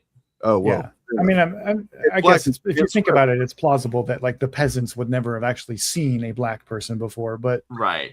There were black merchants traveling Europe. It wasn't the most outrageous, like literally couldn't have conceived it before they saw one type of thing. I imagine. I'm sure that there was the idea of different colored people existed. There's because they probably saw Italians and books from the period, right, depicting black people in Europe doing like trade and romance and stuff like that. So I'm glad the movie included the fact that that character had body art of some kind, because it makes that a little less racist. Yeah, it makes it like kind of ambiguous. Are they talking about his tattoos or his skin? Right. So I mean, and I also like it, just little things I didn't understand then, as far as like in the Arab regions, they'd already invented things like the spyglass and stuff like that. So whenever he's like hands him the little telescope and he's like trying to stab the horses and shit because he thinks they're right in front of him, that's pretty funny. It's and that's what redeems that movie for me, anyways. That the Morgan Freeman character is obviously a like an Orientalist and kind of the racist, but he's a ringer character, but he's the ringer, right? So he's actually smarter than everybody, right? And his performance, he kind of like gives him some gravitas and stuff. So it sawed the edges off. It's like the guy that they were doing there. Big Trouble in Little China in a way. But and then the look. I was a sucker for another thing that recently happened in my life. I'd gotten into music really heavily then. And so for a while there, before I found, like rock music is like my preferred genre, I was trying all kinds of stuff. And I really love that fucking Bryan Adams song, man. And then you stopped doing music and hated music because it's hard to make, right? It's really hard. Full circle. It's just so hard. It's not fun. I don't like it. If only there was something that I could, steal from everybody is willing to take the time to make music and put the effort in and practice and try, to create something, put themselves out there. If only there was some way I could just steal from them, smash it all together in a fucking algorithm and mix it up and just like shit out some fucking garbage that doesn't even have any emotion in it. That'd be great. That's what I want. I have some good news for you. Well, can it also kill the environment though? Because like that's please. And really people. Jesus. And no, you can drive everyone you know and love insane. That movie does not exist. We don't talk about that. Oh my, that movie was dated when it came out. There's actually a really compelling thing if you look into the history of this, like how those, like after the Scary movies, the first couple, and then kind of how Harvey Weinstein had his way with the genre, you guess you could say. How it went from like having some generally pretty stupid but at least mostly funny parodies and satire movies like that to just becoming a fucking factory of bullshit very quickly. It happened too. And I think that's a pretty compelling thing to look into if you're interested. What else we got? Anything?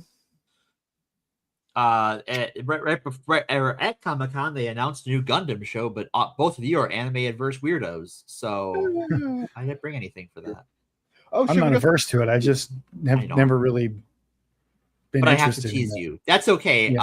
The Aryan goddess, what's her nuts, from the Jeans commercial is in a live action Gundam movie Netflix is making that looks pretty bad. Sydney Sweeney? That's the Nazi, yeah.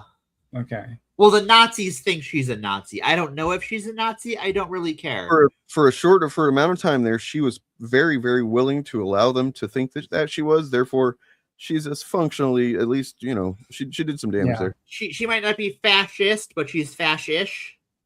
Because they still keep saying she should have been Helen of Troy.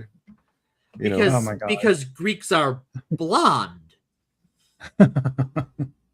and the place where blonde people from is where compared to Greece versus Africa? Just like what would blow their minds? Get on a map. What would blow their minds is that what they think of as Greek anyway, I don't even think would be the Greek of that time period. I think that there was like at least one, kind of a general ethnicity shakeup, I guess you could say. There's the concept of Greece.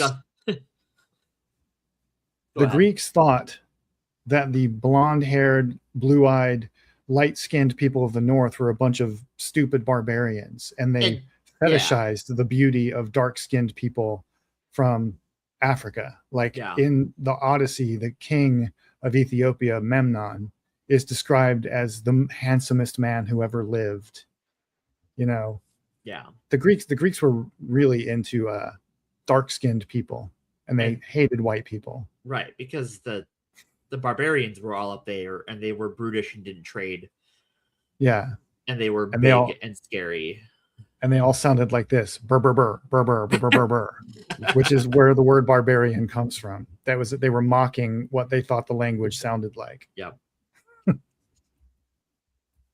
Because and like even by the time we get to like Alexander the Great, like Macedonia was barbarian country as far as the Greeks were concerned before he was like, we're doing this Hellenism thing, and you don't get a choice. Well, his dad started it; he finished it. Couple of images that I meant to share that I'm going to pull those up here on the way out the door. One of them is Lord of the Rings. Even Le Choc. And one of them I should have brought up earlier whenever that was relevant, but I didn't. It happens. What, me being disorganized? I don't agree with that. It never happens. Yeah, I reject this notion. Okay. Well, first and foremost, we got the new children's book of the year. I don't know. And then this one, if you're anything like me, I imagine this because this meme exists, then there's probably some of you out there. I didn't realize it was such a thing, but it makes sense that I'm not the only one, and I'm not ashamed anymore. Okay. Okay. But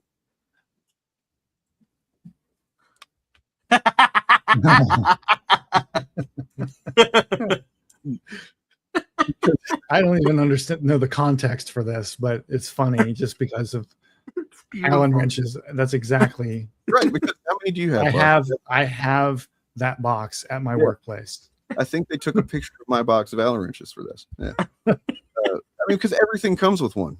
Right. Yeah. And I also have a fucking tool that has like a bunch of them, just like it's like a Swiss Army tool kind of thing, and it's got like a bunch of different size ones in there that flip out of it. So I carry one of those because I ride a bicycle everywhere. Yeah, you need one. Yeah. I just learned not too long ago that there's like another name that they actually go by that they're Allen wrenches. What are you calling anything except don't disrespect Allen that way. Gee. You're right. Read the wrench. This man makes one wrench. This is his wrench. He gives me more. And one thing, me and Oliver have like a running joke about Allen wrenches too, so he's gonna be delighted to see this as well. Oh yay! Yep.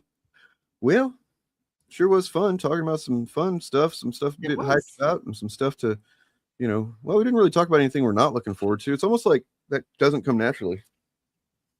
I mean, I'm sure I could find something to complain about if you need me to, Dana. Yeah, that's my job here. Can you imagine if anybody like just all they did was talk about stuff they don't like constantly? That'd be really weird. Really, yeah. It might come off. I feel like that could be a big hit on YouTube. I know that sounds probably crazy. Yeah. Anger sells on YouTube. But that's sometimes why we have 20 viewers, and they have 200. So just real quick, I want to point out that a Critical Drinker, because they are so desperate with the Odyssey, little Odyssey follow up here, might be following up on it for a while, who knows. He's so desperate to say something that he pointed out how ridiculous it is that they got a younger man in John Leguizamo to play the old character that he plays in the Odyssey. Like, why didn't they just get an actual old man? What? He's like 60 something. John Leguizamo is old now. Yeah. 66. I had no fucking idea, but like he looks great for they had to. He does look great. Yeah. He's a handsome man. But like, so then you end up with Angry Joe and all these other people calling him out, and it's fucking hilarious. That makes me so happy. So he had said something here, and then Drinker replied saying it's funny watching fat and bitter artards like Joe here, so desperate for a win in endless ocean of losses. Like, who are you talking about, dude? That's straight up you. Yeah. Oh, I love that picture that they changed. Bottle. They put a bottle. I'm gonna put that in the server, in the Shieldcast server, so everybody has that for sure. I think it's AI, but I know, but look, I didn't make it, so it's out there. I might it's use out it. there. You can share it. It's fine. not as good as the one I did make. That's the silhouette of him holding up a goddamn bullhorn, which for the Drinker's Message series we did. You know. And then one version of that, I have liquid shit flying out of the end of the bullhorn. Oh my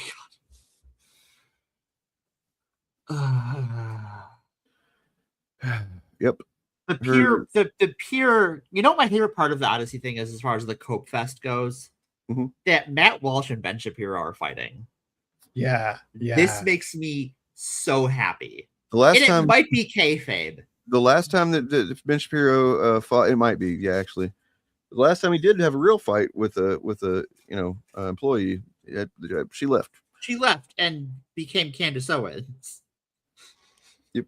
And the other one too, the one who looks like him. Brett? Yeah, his Ben 23. She got bigger than them too. Yeah, she got really big. Yeah, Ben 23 got really big. I don't know her actual name, but Ben 23, like X23. That's I didn't like that one, did you? We have to fucking put a stop to that project, man. You can't let them keep doing this stuff. Weapon Ben. Ben 23. I've been saving that one for a while, Dane. She's really actually cooler than Wolverine because, you know, I mean, she is cooler than Ben Shapiro. It's a low bar. Yeah. Well, that's fun. Hey, you guys. You're all sexy people, every single one of you, in your mind and in your heart. Okay. Likewise. But also your butt. So, hey, now. Yep. My butt's spoken for. I'm not saying it to anybody is specific, so I'm just generally saying everybody has a really great ass, and I think that's okay. I think I can say that. Well, Dane, I think you might be a pirate because your butt's 7 C's thick. I thought you were going to go like somewhere with booty on that. I thought that's where you're going. So your booty is 7 C's thick. Subverted me. What do you call pirate treasure? Well, I believe it's booty. Okay, Bobston. Well, so Professor. by the way, I want to watch this short again just because I think this is something I've said for years about cancel culture, and it's really awesome to see somebody that actually has experienced or was offered the experience of this to say it. For the record, Channel 5, Andrew Callahan was quote unquote canceled a few years ago for he was being a bit Weasley with he did not I looked into it, Jen looked into it. As far as I can tell, I have not seen anything that he sexually assaulted anybody. What he was doing was being kind of gross with like, oh, I'm Andrew Callahan from Channel 5. You should let me stay at your place tonight. And yeah, he was being a sex pest. Yeah. Oh, and he was coming out like his video where he talked about this is pretty much the standard for what you would want to see from somebody that done some shit like this. And yeah, so I feel like there needs to be a avenue for rehabilitation at some, and so I feel like he's done the work. He's putting some time. Yeah, but this is just pretty compelling to learn about. In your own belief system to maybe rebrand as like a anti-cancel culture guy. Fuck no, hell no, bro. No, dude, that's like the worst thing you can do. No, but like real shit, and I've never said this on a podcast. Well, 1 week after getting canceled, I got a job offer from InfoWars. Wow. Yeah. So it's like, it's funny, like people always say, good thing you didn't take it. They're not doing so well now. Right? But people always say, like, when you get canceled, like your career's over. No, it's the opportunity to begin a second career in like that sort of like free speech warrior space with like Russell Brand in them. Yeah. But I didn't want to do that because I'm not aligned with them in the way they talk and think about things. That actually reminds me real quick. There's another thing that he's seems to be a thing that he does where he's gotten close enough into these established systems of things to where he can, get a taste of it. And then just instead of like becoming part of it, he tends to just go, here's what's going on in that fucking scenario. Right. Another one where he had a film, documentary that he was coming out on HBO. And so he was promoting that on CNN of all places. And he has told the story about what that experience was like, and that's also pretty fucking interesting. It's right here. Long time ago, they had me scheduled to go on primetime CNN with Don Lemon and Caitlin Collins. The movie's not just about like the Capitol riot and all that. It's also about like media echo chambers. You know what I mean? And like the dangers of the 24-hour news cycle, and how I think mainstream media like Fox and even CNN like competes for views by running constant 24-hour news cycles based upon fear, division, outrage, and panic. And I signed an NDA, but I'm going to break it anyway. But they had to give me this weird media training session. And it was like these 16 people I'd never met before. More people on a Zoom call than I thought you could ever even have. I had to get Zoom Premium.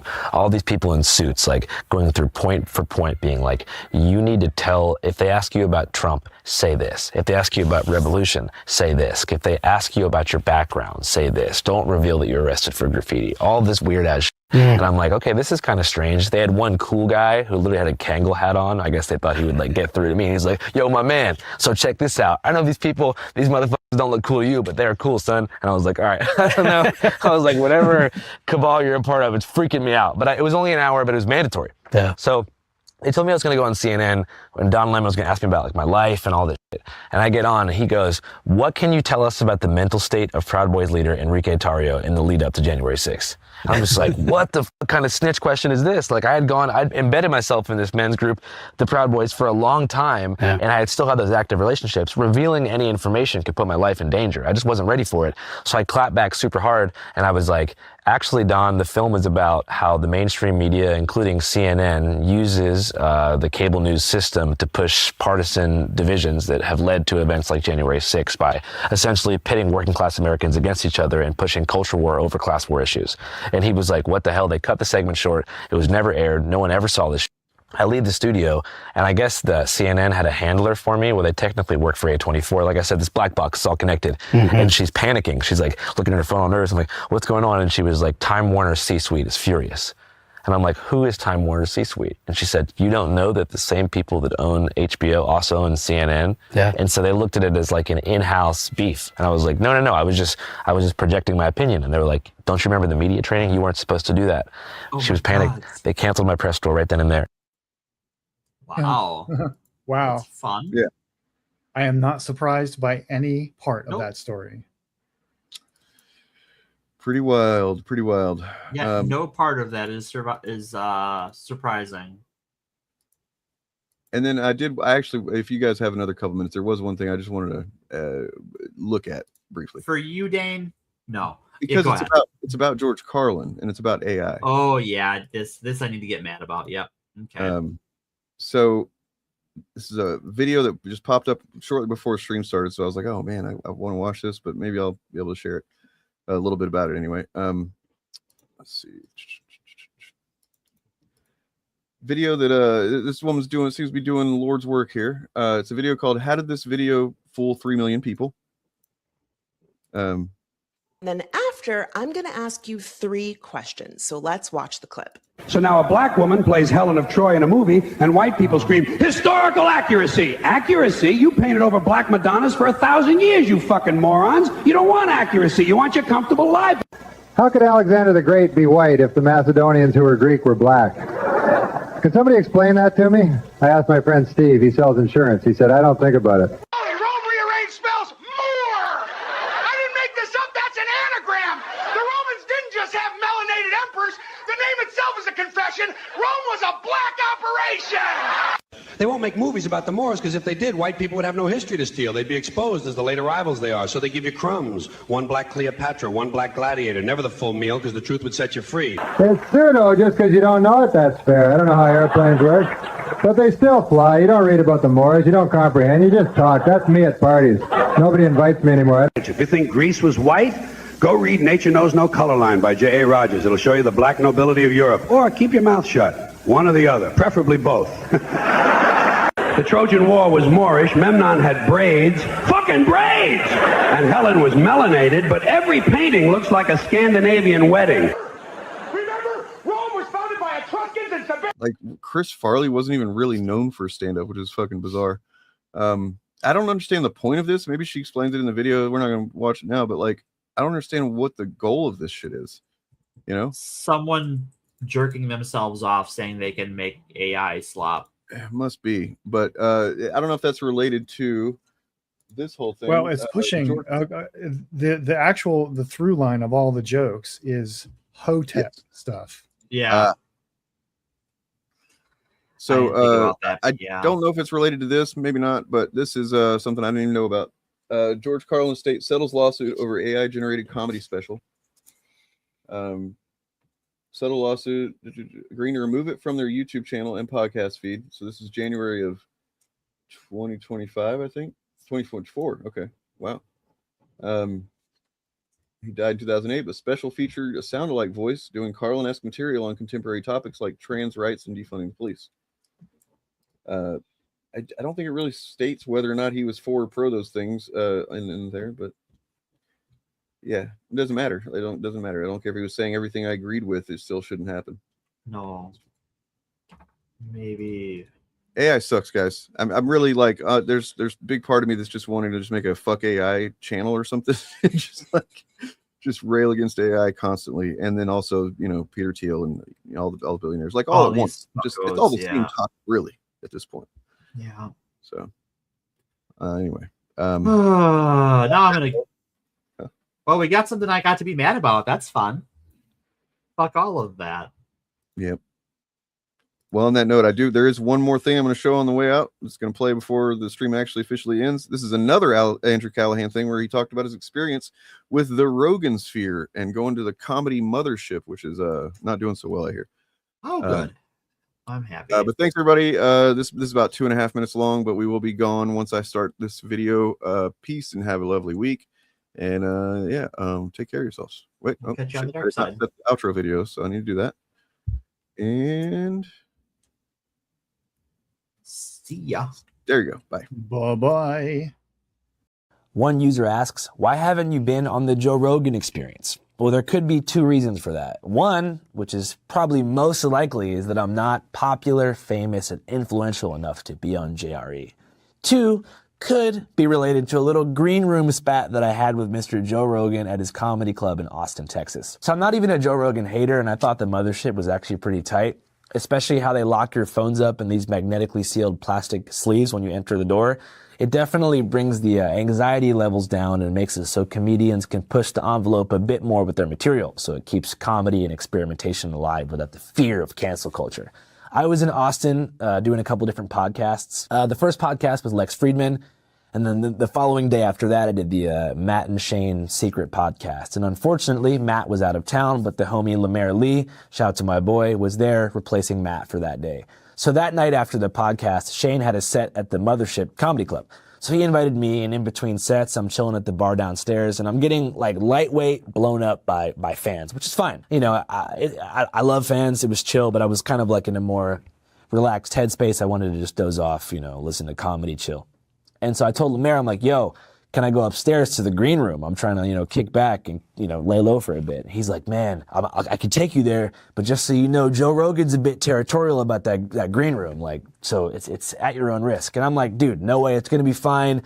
Joe Rogan's reacted to like 7 of my videos because Jamie always plays them. So I'm like, it's going to be chill. So me and Lemaire take the elevator up to the secret green room at the Mothership. There's 5 comedians in there, all in their mid-20s. Everybody recognizes me except for Joe Rogan. So everybody's dapping me up. Lemaire says, hey, Joe, it's my homie Andrew. Shake Joe Rogan's hand. I put some popcorn in the microwave, which I felt like was establishing myself as a member of the green room. And then I turn around and I see Joe Rogan like yelling at the security guard. And he's yelling, who let this fucking journalist in here? Kick him the fuck out. I can hear Joe saying this. I guess somebody told him that I was like a journalist, so he maybe thought that I was a Daily Beast reporter that had snaked my way into his safe space to ask him about ivermectin, which is a valid concern. So before I could even get kicked out, I was like, Lemaire, I gotta get out of here. And I walked down the stairs and went back into general population. So that could be why. I'm not sure if Joe Rogan thinks I'm like an asshole who was like trying to make my way up there to be like, dude, please have me on the podcast, bro. I'm such a big fan. But in reality, I just wanted to lay low and kick back. So